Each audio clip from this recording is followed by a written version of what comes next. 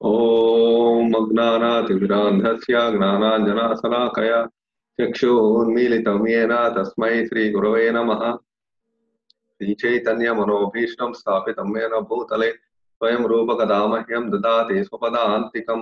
वन्देऽहं श्रीगुरो श्रीयुतापदकमलं श्रीगुरून् वैष्णवांश्च श्रीरूपं साग्रजातं सहगणरघुनाथान्वितं तं सजीवं साद्वैतं सावधूतं परिजनसहितं कृष्णचैतन्यदेवं श्रीराधा कृष्णपादान् सहगणललिता श्रीविशाखान्वितांश्च हे कृष्णा करुणा सिन्धो दीनबन्धो जगत्पते गोपेशा गोपिका कांता राधा कांता नमोस्तुते सप्तकांचन गौरांगी राधे वृंदावनेश्वरी वृषभानुसुते देवी प्रणमामि हरिप्रिये वाञ्छा कल्पतरुभ्यश्च कृपा सिन्धुभ्य एव च पतितानां पावनेभ्यो वैष्णवेभ्यो नमो नमः।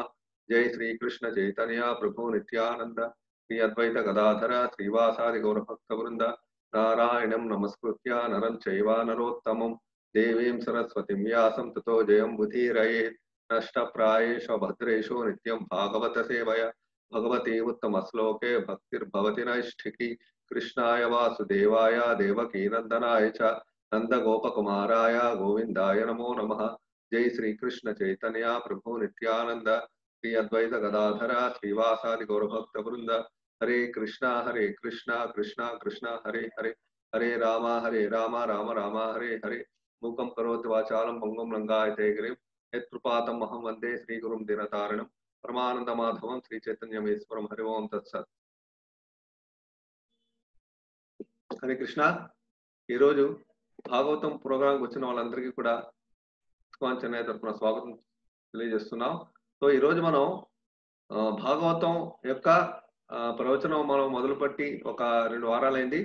సో ఈ విధంగా మనం భాగవతం యొక్క లీలలు, భాగవతంలో కొన్ని విషయాలు, మన జీవితంలో నేర్చుకోవాల్సిన విషయాలు, ఇవన్నీ కూడా మనం కొంచెం ప్రతి వారం కూడా మనం చర్చించుకుందాం. సో ఈ రోజు మనం చర్చించుకోబోయే టాపిక్ ఏంటంటే నారద మహాముని యొక్క కథ అనమాట. అంటే లాస్ట్ వీక్ మనం అంటే గోవర్ధన లీల గురించి చర్చించుకున్నాం. అంతకు ముందు వారం నారద మహాముని వ్యాసదేవుని యొక్క ఆశ్రమానికి విచ్చేయడం, ఆయనకి భాగవతం రాయడానికి ఆయనకి డైరెక్షన్స్ అంటే ఆయనకి ఒక ఐడియా అంటే భాగవతం ఎందుకు రాయాలో చెప్పబడ్డాం, ఇవన్నీ మనం తెలుసుకున్నాం. భాగవతం రావడానికి గల కారణం ఏంటో కూడా మనం లాస్ట్ వీక్ మనం చర్చించుకున్నాం.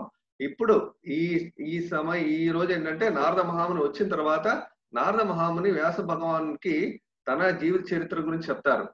అది మనం భాగవతంలో మొదటి స్కందంలో ఇవన్నీ ఉంటాయి. ఈ మొదటి స్కందంలో కొన్ని విషయాలు మనం నారద మహాముని యొక్క పూర్వం ఇప్పుడున్న నారద మహాముని యొక్క పూర్వం చరిత్ర అంటే అంతకు ముందు జన్మ అనమాట. ఆ జన్మ యొక్క విషయాలు మనం ఈ రోజు మనం చర్చించుకుంటాం. దాని నుంచి కూడా మనం కొన్ని విషయాలు మనం జీవితంలో నేర్చుకోవాల్సి ఉన్నాయి. సో అవి కూడా మనం ఈ వారం మనం చర్చించుకుంటాం. సో ఇప్పుడు మనం నారద మహాముని యొక్క కథ. ఇప్పుడు మనం లాస్ట్ వీక్ ఏమైంది, నారద మహాముని వ్యాసదేవ భగవాన్లకి దర్శనం ఇవ్వడం, ఆయన వ్యాసదేవ భగవాన్లు ఏమొచ్చి ఆయనకి ఇన్ని రకాల వేదాల నుంచి పురాణాలు రాసి, వేదాల నుంచి వేదాంత సూత్రాలు రాసి, ఆ తర్వాత మహాభారతం, ఆ విధంగా ఉపనిషత్తులు, ఇవన్నీ కూడా అంతా చేసిన తర్వాత కూడా ఈ ప్రపంచంలో ఎవరు కూడా ఆయన చేసిన వర్క్ అంటే ఆయన చేసిన ఈ రచనలన్నింటినీ కూడా, ఈ యొక్క భాష్యాలన్నింటినీ కూడా వేదాలని 4 వేదాలుగా డివైడ్ చేయడం, ఇదంతా చేసిన ఎవరు కూడా ఈ కలియుగంలో ఎవరు పాటించట్లేదు. దానివల్ల అది త్రికాల జ్ఞాని, వ్యాస భగవాను త్రికాల జ్ఞాని. ఆయనకి ఇంతకు ముందు ఒక వచ్చే సంవత్సరాలు అంటే కలియుగంలో వచ్చే సంవత్సరాలు, వచ్చే భవిష్యత్తు ఎలా ఉంటుంది అని ఆయన చూడగానే ఎవరు కూడా దీనివల్ల లాభం పొందట్లేదు. దానివల్ల ఏమనుకున్నారు ఆయన, ఇంకా లాభం లేదు, నేను ఇంత చేసినా సరే ఎవరికి ఉపయోగం లేకుండా పోతుంది, అందరూ తప్పుదారిలో వెళ్తున్నారు, తప్పుగా ఆలోచించి వెళ్తున్నారు, ఈ వేదాల్లో ఉన్న విషయాల్ని ఇంకో విధంగా తప్పుదారిలో అర్థం చేసుకుని జీవితాన్ని ఇంకో తప్పుదారిలో వాళ్ళు మలుచుకుని జీవితాన్ని గడుపుతున్నారు. దీనివల్ల మనకి ఆయన ఉపయోగం పెద్దగా కానీ ఎవరికి అర్థం అవ్వట్లేదు. దానివల్ల ఏం చేశారంటే అదే విధంగా డిప్రెషన్ అనమాట. ఆ యొక్క సందిగ్ధంలో ఆయన ఉన్నప్పుడు నారద మహాముని ఆయనకి ఆశ్రమానికి రావడం, బద్రికాశ్రమం అంటే ఈ రోజు బద్రీనాథ్ లో బద్రికాశ్రమం ఉంది. వ్యాస భగవానికి గుహ కూడా ఇప్పుడు ఉంది. అక్కడ కూడా భాగవతం రాసిన ప్రదేశం ఉంది. ఆ ప్రదేశం అక్కడికి నారద మహాముని విచ్చేస్తారనమాట. విచ్చేసినప్పుడు అప్పుడు నారద మహాముని చూసి ఆయన నారద మహాముని సత్కరించి, ఎందుకంటే నారద మహాముని ఈ ఈ సృష్టిలో ఈ విశ్వంలో ఉన్న మహాజనులు నారద మహాముని ఒకళ్ళు అనమాట. బ్రహ్మ తర్వాత ఆయన. సో అందువల్ల ఆయన రాగానే ఆయన్ని గౌరవ మర్యాదలతో ఆయన్ని సత్కరించి ఆయనకి పాద పూజ చేసి అప్పుడు ఆయన చూడగానే ఆయనకి నా వ్యాసభావం చాలా ఆనందం కలుగుతుంది. ఎందుకంటే ఇలాంటి టైంలో గురువు దర్శనం ఇచ్చారనమాట.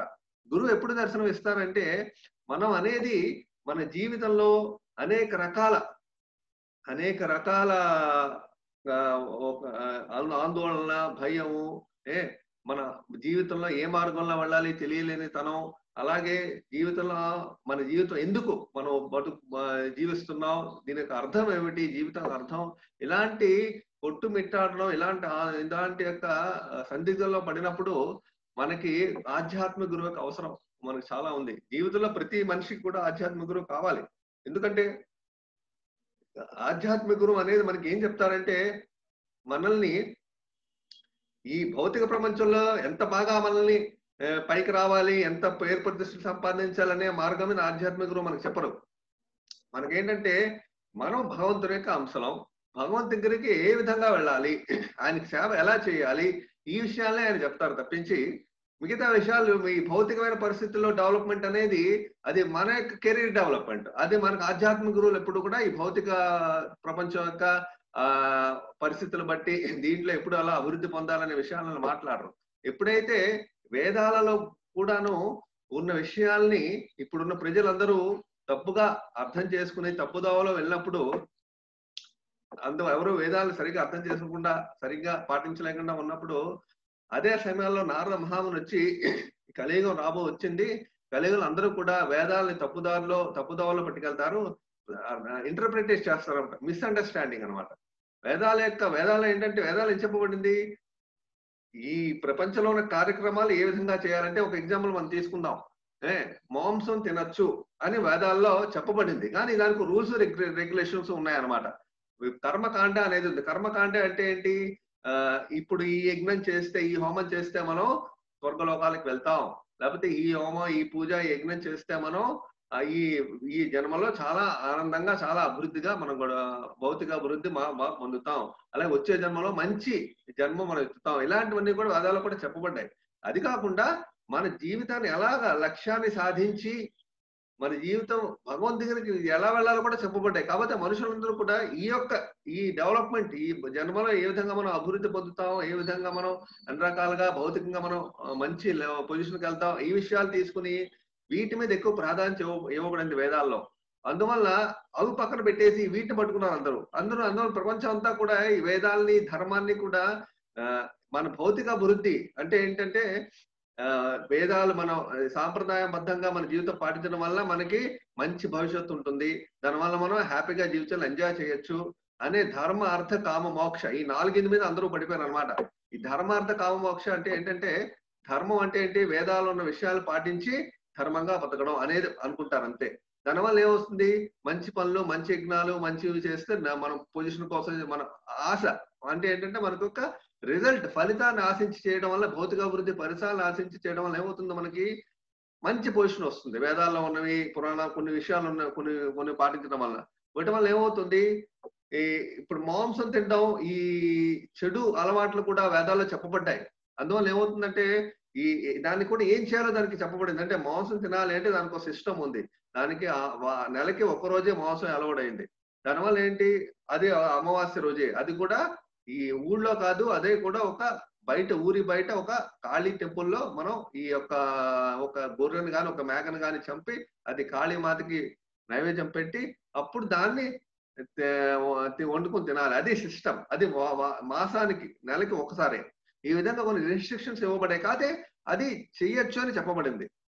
ఎవరైతే మనుషులు చూసారో దాన్ని బట్టి ఏం చేస్తారో, చేయొచ్చు కదా అంటే మనం ఇంకా లెఫ్ట్ రైట్ ఇంకా ముందు వెనక చూసుకుంటూ చంపడం మొదలు పెట్టారు మనుషుల్ని.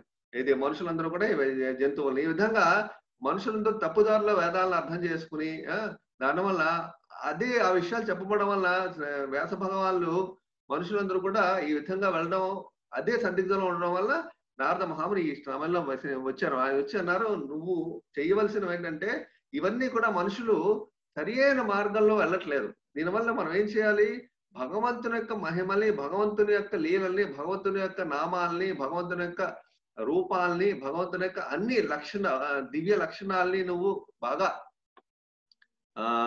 ఈ యొక్క ఒక భాగవతం అనేది నువ్వు రాసి ఈ ధర్మార్థ కామ మోక్షాలు అంటే ఏంటి?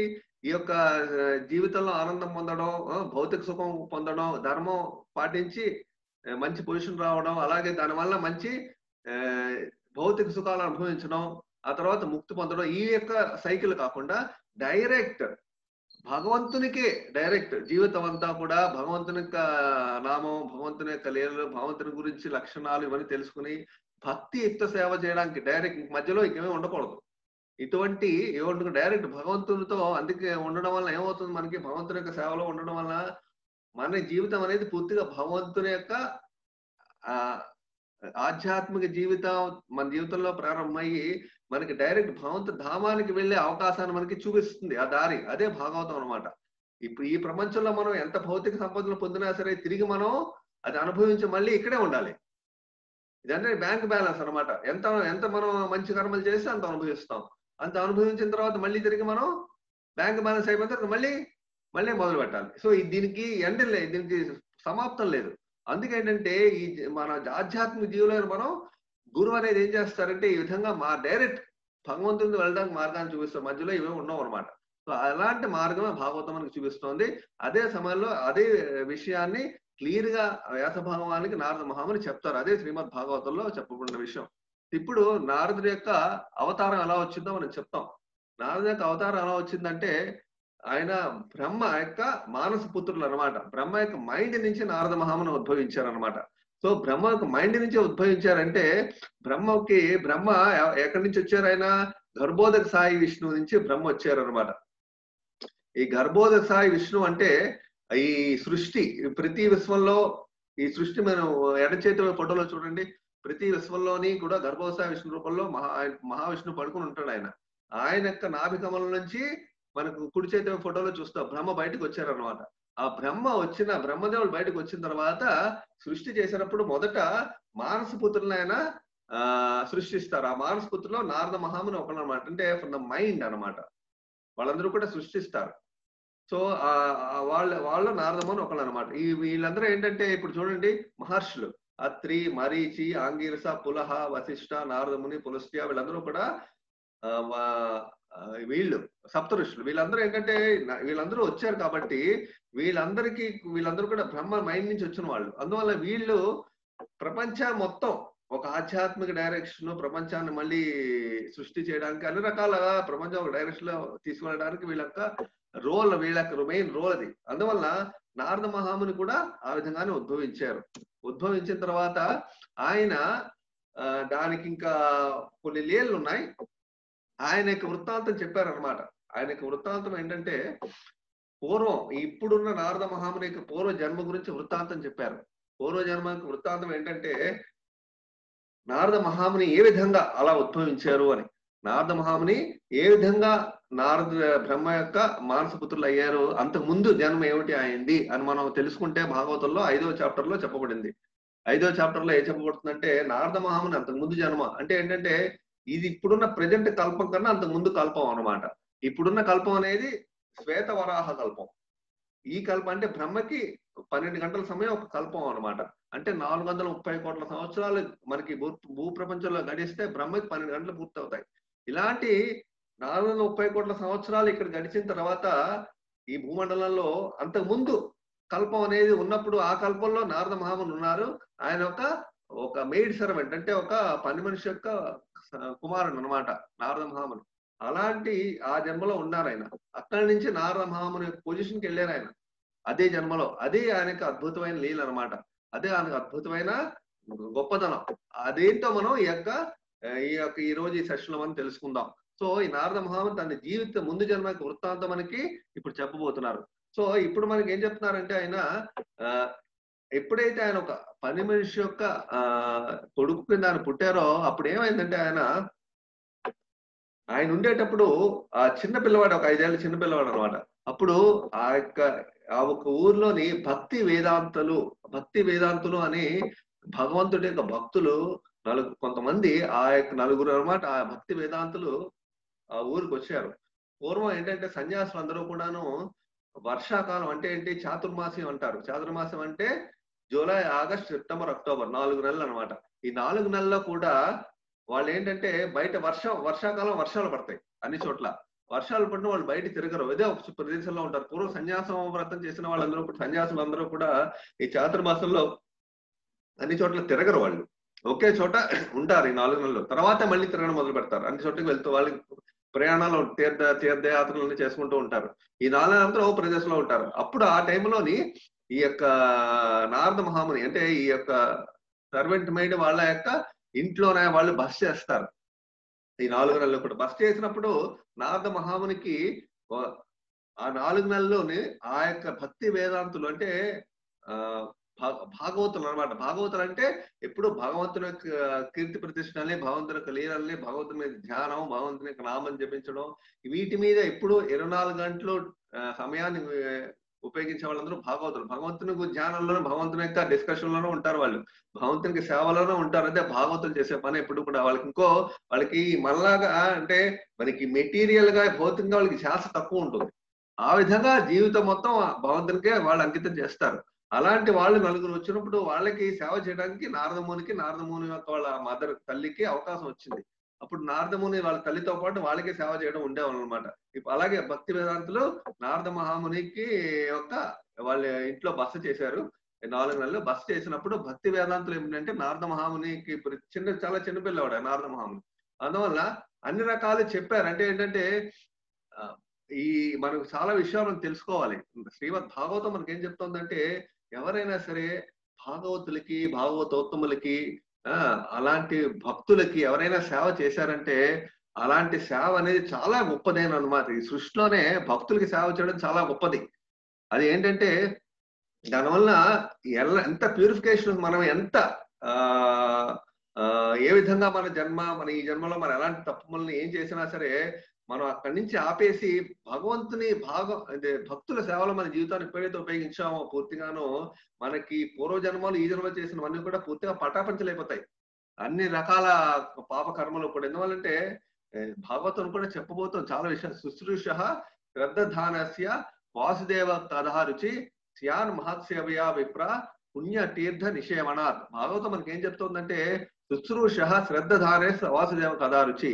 ఎవరైతే ఈ భాగవతులకి భగవంతుని యొక్క భక్తులకి ఎవరైతే శుశ్రూష శ్రద్ధదాన నమ్మకంతో ఎవరైతే ఈ భక్తులకి భాగవతోత్తములకి సేవ చేస్తారో అలాంటి ఎవరైతే వాళ్ళకి ఏమొస్తుందంటే సేవ చేయడం వల్ల వాసుదేవ కథారుచి వాళ్ళ జీవితంలోని వాసుదేవు మీద ఆ వాసుదేవుని గురించి తెలుసుకోవాలి, వాసుదేవుని గురించి వినాలి, వాసుదేవుని గురించి మనం జపించాలి, వాసుదేవుని గురించి మనం ఎప్పుడు మైండ్ లో ఎప్పుడూ అనుకుంటూ ఉండాలి. ఆ విధంగా రుచి పెరుగుతుంది జీవితంలో. అప్పుడే భక్తుల వల్లే మనకి భగవంతుడి మీద రుచి పెరుగుతుంది. అందుకే భక్తి భక్తులు చాలా అవసరం. ఇది ఇంటర్ లింకింగ్ అనమాట. Devotional service, supreme lord and the devotees. ఈ 3 ఎలిమెంట్స్, ఈ 3 కూడా లింక్ టు ఈచ్ అదర్ అనమాట. అందువల్ల శుశ్రూష శ్రద్ధదానస్య వాసుదేవ కథారుచి స్యాన్ మహత్సేవయా విప్రాహ. ఏమవుతుందంటే అలాంటి సేవ అనేది మహత్సేవ అనమాట. ఆ సేవనేమో మహత్సేవ అంటుంది శ్రీమద్ భాగవతం. మహత్సేవ అంటే ఏంటి? భక్తులకు సేవ చేయడం అనే అన్ని సేవలు కూడా చాలా గొప్పదైనది. మహత్సేవ అనమాట. పుణ్యతీర్థ నిషేవనాత్. మనం ఏమనుకుంటాం, అన్ని రకాల పుణ్యతీర్థాలకి వెళ్ళి ప్రపంచంలో అన్ని రకాల పుణ్యాలు, అన్ని రకాల తీర్థాలు మన చుట్టూ అన్ని మనం దర్శించి వస్తే అప్పుడు మనం పాపాలన్నీ పోతాయి అనుకుంటాం. కానీ జస్ట్ భక్తులకి సేవ చేస్తూ ఉండడం వల్ల మనకి ఉన్న అన్ని తీర్థాలు, ఈ సృష్టిలో అన్ని తీర్థాలు మనం పూర్తిగా దర్శించే వాళ్ళు అవుతాం అనమాట. అందువల్ల భక్తుల సేవ చాలా గొప్పది. అలాంటి గొప్ప సేవ నారద మహామునికి ఆ జీవితంలో 5 సంవత్సరాల వయసులోని అలాంటి భాగవతులకి సేవ చేసే అవకాశం నారద మహామునికి లభించింది. దానివల్ల నారద మహామునికి జీవితం ఒక్క జన్మలోనే మారిపోయింది అనమాట. అందువల్ల అది చాలా అద్భుతమైన విషయం. సో ఈ విద్య తెలియని అప్పుడు ఏమంటారు, చాలా చిన్న పిల్లవాడు ఏముంటుంది, చిన్న పిల్లవాడికి ఏముంటుంది, ఏముండదు, ఏమీ తెలియదు. అలాంటిది నలుగురు ఈ భక్తి వేదాంతులు నారద మహాముని పక్కన కూర్చోబెట్టుకుని ఆయనకి అన్ని రకాల ఉపదేశాలు, భగవంతుని గురించి లీలలు, భగవంతుని యొక్క రూపాలు, లక్షణాలు కూడా అలా చెప్తూ ఉండేవాళ్ళు. వాళ్ళు ఆశీర్వదించారు నారద మహాముని. ఆశీర్వదించి కరుణా కటాక్షాలని నారద మహాముని కురిపించారు అనమాట. అప్పుడు వాళ్ళకి సేవ చేస్తూ వాళ్ళ పాత్రలు, వాళ్ళ బట్టలు, వాళ్ళు వేసుకునే దుస్తులు అవన్నీ ఉతుకుతూ, అలాగే శుభ్రం చేస్తూ, వాళ్ళు తిన్న అవశేషం ఉంటుంది. అంటే ఏంటంటే భక్తులు, మహాభక్తులు, శుద్ధ భక్తుల యొక్క అవశేషం. వాళ్ళు తినే మృష్టాన్నం ఉంటుంది. అలాంటి మృష్టాన్నంలో ఆ యొక్క ఆకులో వాళ్ళు తిన్న ఆకులోని ఏమాత్రం అవశేషం ఏమైనా మిగిలి ఉందంటే, ఆ అవశేషం మనం స్వీకరించామంటే మన ఎన్నో జన్మల్లో చేసిన అన్ని మహా పాపకర్మలను కూడా పటాపంచలైపోతాయి. అది భక్తుల యొక్క భక్తులు 3 విషయాలు మనం గుర్తుంచుకోవాలి. శుద్ధ భక్తుల యొక్క 3 విషయాలు మనం గుర్తుంచుకోవాలి. ఒకటి ఏంటి? శుద్ధ భక్తుల యొక్క పాదధూళి, శుద్ధ భక్తులు స్వీకరించిన భగవంతుని యొక్క ప్రసాదం యొక్క అవశేషం. వాళ్ళు స్వీకరించిన ప్రసాదం యొక్క అవశేషం. అలాగే వాళ్ళ పాదాలని మనం పాద పూజ చేసిన తర్వాత ఆ జలం ఉంటుంది. ఆ పాద పూజ చేసిన తర్వాత నీళ్లతో మనం వాళ్ళ పాదాలని పూజ చేస్తాం. అంటే వాళ్ళ పాదాలని మనం కడుగుతాం. పాద పూజ చేస్తాం. పాద చేసిన తర్వాత ఆ నీరు అన్నమాట. ఈ 3 కూడా సృష్టిలో చాలా విలువైనవి. ఇంతకన్నా మించింది ఈ సృష్టిలో విలువైనది లేనే లేదు. ఒకటి శుద్ధ భక్తుల యొక్క పాద ధూళి అంటే వాళ్ళ పాదాల యొక్క ధూళి, దగ్గర ఉన్న ధూళి, వాళ్ళు తినే ఆహారం యొక్క అవశేషం, అలాగే వాళ్ళ పాదాలని కడిగిన తర్వాత వచ్చే జలం. ఆ జలం, ఈ 3 కూడా సృష్టిలోనే చాలా విలువైనవి. ఈ 3 ఆయనకి లభించాయి అప్పుడు నారద మహామునికి ఈ శుద్ధ భక్తి వేదాంతుల వల్ల లభించడం వల్ల ఆయన జీవితమే మారిపోయింది. సో ఈ విధంగా నారద మహాముని జీవితం బాగా ఒక జన్మలో మారిపోయింది. అప్పుడు ఏం జరిగిందో మనం విందాం ఇప్పుడు. అప్పుడు ఏమైంది ఆయనకి? ఎప్పుడైతే ఆ ప్రభావం ఆయన జీవితంలో ప్రవేశించిందో ఆయనకి జీవితంలో ఎటువంటి మీద ఆసక్తి లేదు. అంత చిన్న వయసులోనే ఆడుకోవాలి. పిల్లలందరూ ఏం చేస్తారు? ఆడుకుంటూ ఉంటారు, లేకపోతే అన్ని రకాల ఏవో పనులు చేస్తూ ఉంటారు, లేకపోతే అందరితో తిరుగుతూ ఉంటారు, లేకపోతే గెంతుతూ ఉంటారు, లేకపోతే ఇటు ఏవో కింద మీద పడేస్తారు పిల్లలు. మన పిల్లలందరూ. బట్ ఆయనకి అదేవి ధ్యాస ఉండేది కాదు. ఎప్పుడు భగవంతుని మీద చింతన అంత చిన్న వయసులో అన్నమాట. అలాగే పిల్లలందరూ చిలిపిగా ఉంటారు, ఏవో మాట్లాడుతుంటారు, పాడుతూ ఉంటారు, డాన్సులు వేస్తూ ఉంటారు. ఆ విధంగా ఉండేది కాదు. ఎప్పుడు కూడా హృదయం ఎప్పుడు శుద్ధంగా ఉండేది. ఎప్పుడు అతీంద్రియ శాస్త్రవేత్త అంటే శ్రీకృష్ణ భగవానుడు. శ్రీకృష్ణ భగవానుడు అన్నిటికన్నా బిగ్ సైంటిస్ట్. అలాంటి శ్రీకృష్ణ భగవానుడు యొక్క స్వభావం బాగా అట్రాక్టివ్ గా తయారైంది రాధ మహామునికి. శ్రీకృష్ణుని గురించి వినాలి, ఆయన గురించి ఎప్పుడు తెలుసుకుంటూ ఉండాలి అనే ఒక కోరిక బాగా డెవలప్ అయింది అనమాట రాధ మహామునిలో. అదే భక్తి సేవ అన్నమాట. అలాంటి భక్తి సేవ ఆయనలో పూర్తిగా అద్భుతంగా మొలిచింది. మొలిచినప్పుడు ఆ వృక్షాన్ని అంటే మొలిచిన ఆ యొక్క క్రీపర్, భక్తి లత అంటారు దాన్ని. ఆ భక్తి లతని ఆయన రోజు కూడా ఈ భక్తి వేదాంతం దగ్గర నుంచి అన్ని రకాల విషయాలు వింటూ దాన్ని నీళ్లు పోయడం. మన హృదయంలో భక్తి అనేది ఉంటుంది ఎప్పుడు కూడా. ఆ భక్తి చిన్న భక్తి లతని మొలకని మనం ఎప్పుడు భగవంతుని గురించి నామం వినడం, భగవద్గీత వినడం, వీటి గురించి మనం ఎప్పుడు కూడా వింటూ ఉంటే శ్రద్ధగా వాటికి మనం నీళ్లు పోస్తున్నట్టు లెక్క. అప్పుడు బాగా మొలుస్తుంది. ఆ మొలక మొలిచి మంచి వృక్షంలా తయారై స్ట్రాంగ్ వృక్షంలా భక్తి వృక్షంలో తయారై భగవంతుని పాదాల దగ్గరికి వెళ్ళిపోతుంది అనమాట. అందుకే అది ఒక్క జన్మలో కూడా సాధ్యం అవుతుంది మనం సీరియస్ గా భక్తి ప్రాక్టీస్ చేస్తే. సో ఇదే భక్తి యోగం అంటే. అలాంటి భక్తి యోగానికి చాలా ఫాస్ట్ గా డెవలప్ అయింది అనమాట. చాలా విధేయతలతో ఉండేవాళ్ళు ఆయన. ఈ విధంగా ఆయన అనేది సో ఈ విధంగా నారద మహాముని ఆయన జీవితం మనం ఎలా మారింది అనేది మనకు అర్థమైంది. ఇప్పుడు ఏమవుతుందంటే మనకి భక్తిలో మనం ఎప్పుడైతే ఈ విధంగా మనం ఒక స్ట్రాంగ్ పొజిషన్కి వస్తామో, మన ఇంద్రియాలు, మన హృదయం అంతా కూడా భగవంతునికి పూర్తిగా భగవంతునికి పూర్తిగా అటాచ్ అయిపోతుంది. ఇంకా మనకి ఈ భౌతిక బంధాల మీద, భౌతిక విషయాల మీద పెద్దగా ఇంట్రెస్ట్ ఉండదు. ఆ విధంగా నారద మహాముని అంత చిన్న వయసులో అయిపోయారు అనమాట. సో ఈ విధంగా శ్రీకృష్ణుడు యొక్క శక్తిని ఆయన స్పష్టంగా అర్థం చేసుకున్నారు ఆయన. అది తెలుసుకోవడం ద్వారా ఆయన వద్దకు తిరిగి వచ్చి వ్యక్తంగా ఆయన కలవచ్చు. ఇప్పుడు ఏంటంటే ఎప్పుడైతే భగవంతుని ధ్యాస 24 గంటలు అదే ధ్యాస, అదే ఆలోచన, ఆ విషయాలే బుర్రలో మైండ్ లో ఎప్పుడు తిరుగుతూ ఉండడం వల్ల ఆయనకి భగవంతుడు ఈజీగా లభ్యమైపోయాడు అనమాట. ఈజీగా లభ్యమయ్యాడు. అది ఎలా లభ్యమయ్యాడో మనం ముందు స్లైడ్ లో తెలుసుకుంటాం. అంటే ఏంటంటే మనకి ఈ ముందు స్లైడ్ లో మనం తెలుసుకుంటే ఎలా భగవంతుడు ఆయనకి దర్శనం ఇచ్చాడో. కాకపోతే ఇంతకు ముందు ఇప్పటి వరకు ఉన్న టాపిక్స్ లో మనం ఏం నేర్చుకుంటున్నాం అంటే జీవితంలోని ఏం నేర్చుకుంటున్నాం అంటే, ఇప్పుడు చూడండి నారద మహాముని చిన్నపిల్లవాడు. ఆయనకి ఎటువంటి ఇది లేదు.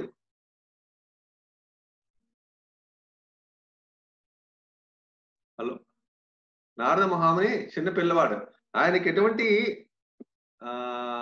అటాచ్‌మెంట్ లేదు. సో, ఇప్పుడు మనం ఏం నేర్చుకుంటామంటే, మన జీవితంలో అనేక కష్టాలొస్తాయి. అనేక విషయాలు తెలుస్తాయి. మనకి జీవితంలో అనేక ఇబ్బందులొస్తాయి. నారద మహాముని ఆయన చిన్న పిల్లవాడు. ఆయనకి ఏంటంటే వాళ్ళ అమ్మ, వాళ్ళిద్దరే ఉన్నారు. సో, ఎప్పుడైతే ఈ యొక్క భక్తి వేదాంతులకు సేవ చేస్తూ ఉంటే, భక్తి వేదాంతులు వాళ్ళు వెళ్ళిపోతారు కదా! 4 నెలల తర్వాత వాళ్ళు వెళ్ళిపోతారు. సో, మన ధ్యాస ఎప్పుడైతే మనం భగవంతుని యొక్క ధ్యాస మనం ఎప్పుడైతే మనం భగవంతునితో ఉందో, మనకి పరిస్థితులు కొంచెం ఇబ్బందిగా ఉన్నా, కష్టంగా ఉన్నా, లేకపోతే ఏమన్నా మనకి కష్టంగా, ఇబ్బందులు మనకు తెలియవు. ఎందుకంటే ఈ భాగవతం మనకేం చెప్తుందంటే 3 విషయాలు చెప్తోంది. 3 విషయాలు ఏం చెప్తోంది? యస్యాం వై శ్రూయమాణాయాం కృష్ణే పరమ పురుషే గతి భక్తిరి ఉత్పద్యతే పుంసాం శోక మోహ భయాపహ అని చెప్తోంది శ్రీమద్ భాగవతం. ఏం చెప్తోంది? యస్యాం వై శ్రూయమాణాయాం అంటే ఎప్పుడైతే భగవంతుని గురించి మనం వినడం, భగవంతుని భక్తి సేవలో మనం ఎప్పుడైతే ఇన్వాల్వ్ అవుతామో, కృష్ణే పరమ పురుషే గతి. శ్రీకృష్ణ భగవానుడు పరమ పురుషుడు అని మనం ఎప్పుడైతే విశ్వాసంగా మనం జీవితంలో మనం సమ్మతించి ఆయన సేవ చేయడానికి మనం ఎప్పుడైతే ముందుకు వస్తామో సీరియస్ గా, అంటే కృష్ణే పరమ పురుషే గతి.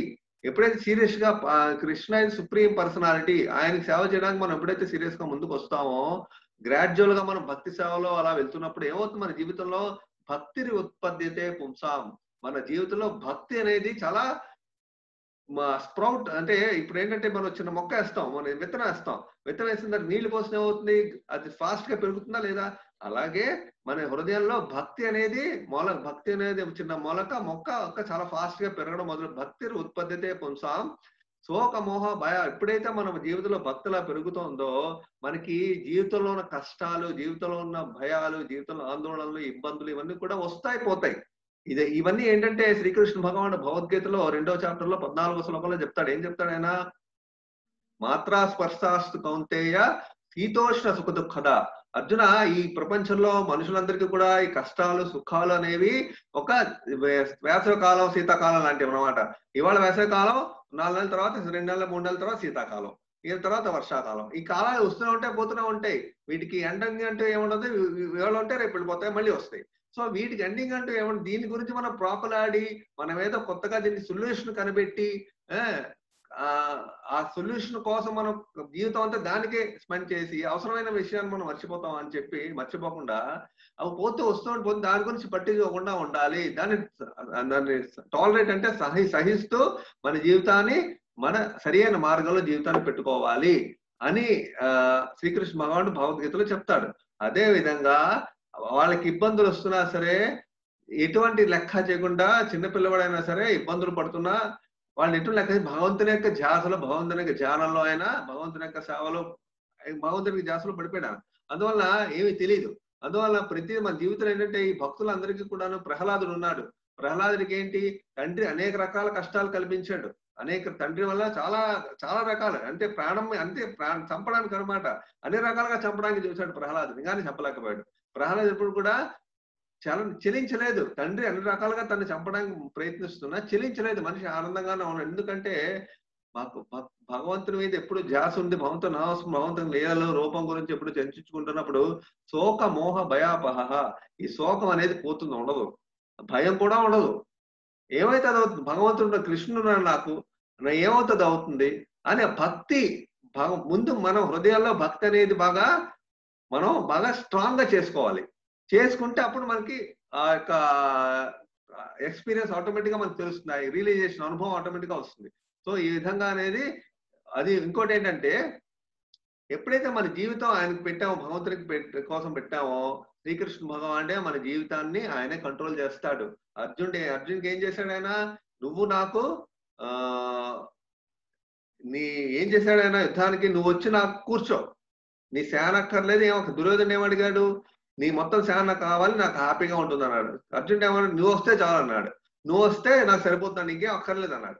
అలా నువ్వు వస్తే ఎదురుగుండా కూర్చుంటే చాలు, నేను పీస్ఫుల్ గానే చేసుకుంటా అన్నాడు. ఫలితం ఏమవుతుందనేది అర్జునుడికి ఆ టెన్షనే లేదు. నేను విజయం పొందుతానా ఓడిపోతానా అనే ఆలోచన పెద్దగా అర్జునుడికి లేదు. నువ్వు వచ్చి కూర్చుంటే నేను హ్యాపీగా ఉంటాను. కృష్ణుడు ఉంటే సరిపోతుంది. కృష్ణుడు ఉంటే తను ఏదో పీస్ఫుల్ గా చేసుకుంటాడు. సో ప్లస్ కృష్ణుడే నాకు అవసరాలు తీర్చుకుంటాడు. సో అంటే ఏంటంటే అలాగని చెప్పి మనకు వచ్చిన మన అన్ని వదిలేసి ఇప్పుడు ఏదో ఆపద వస్తుంది.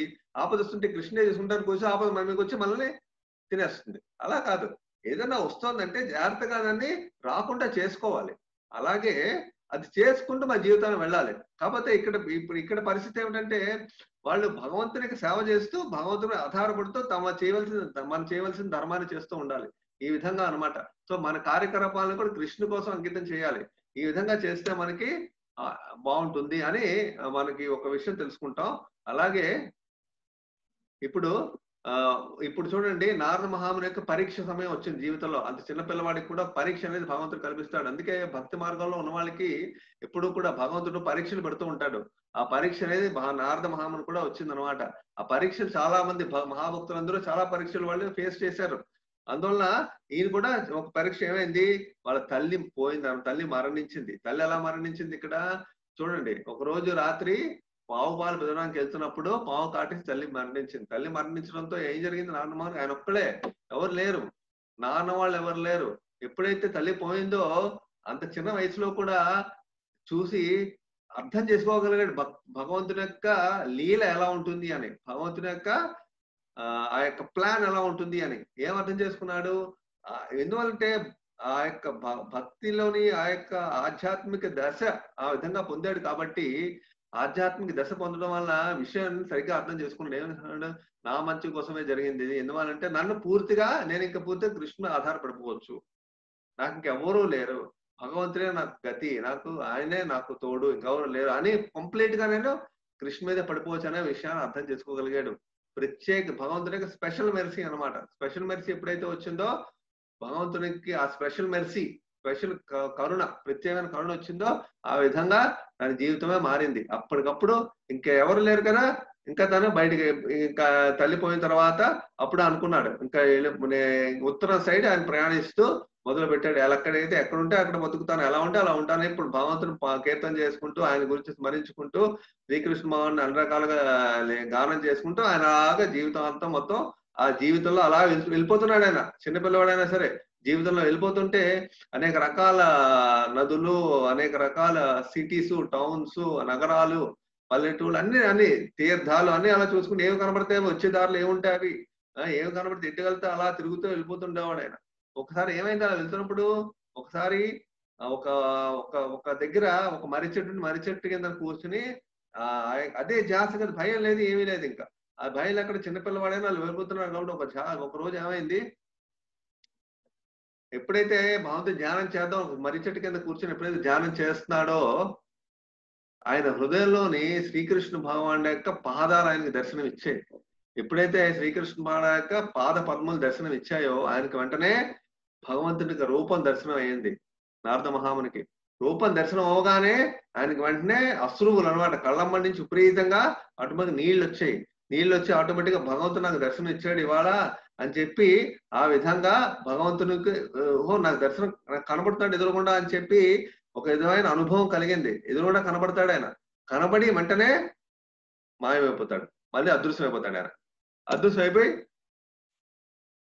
ఆ విధంగా ఏమైందంటే అదృశ్యం అయిపోతాడు ఆయన. అదృశ్యం అయిపోయిన తర్వాత అప్పుడు సౌండ్, ఒక శబ్దం వినబడుతుంది, ఒక ధ్వని అంటే ఒక మాటలు వినబడతాయి. ఏంటంటే, నారద నువ్వు ఇప్పుడు నన్ను చూడలేవు, ఈ జన్మలో ఇక ముందు నన్ను చూడలేవు, నా భక్తి సేవలో పూర్తిగా ఈ జన్మలో నువ్వు నిమగ్నమై ఈ జన్మంతా కూడా నా సేవలో ఉంటూ ఈ జన్మ అయిపోయిన తర్వాత నువ్వు 100% పర్ఫెక్షన్ అయిపోతావు. అప్పుడు నువ్వు నా దగ్గరికి డైరెక్ట్ గా వస్తావు.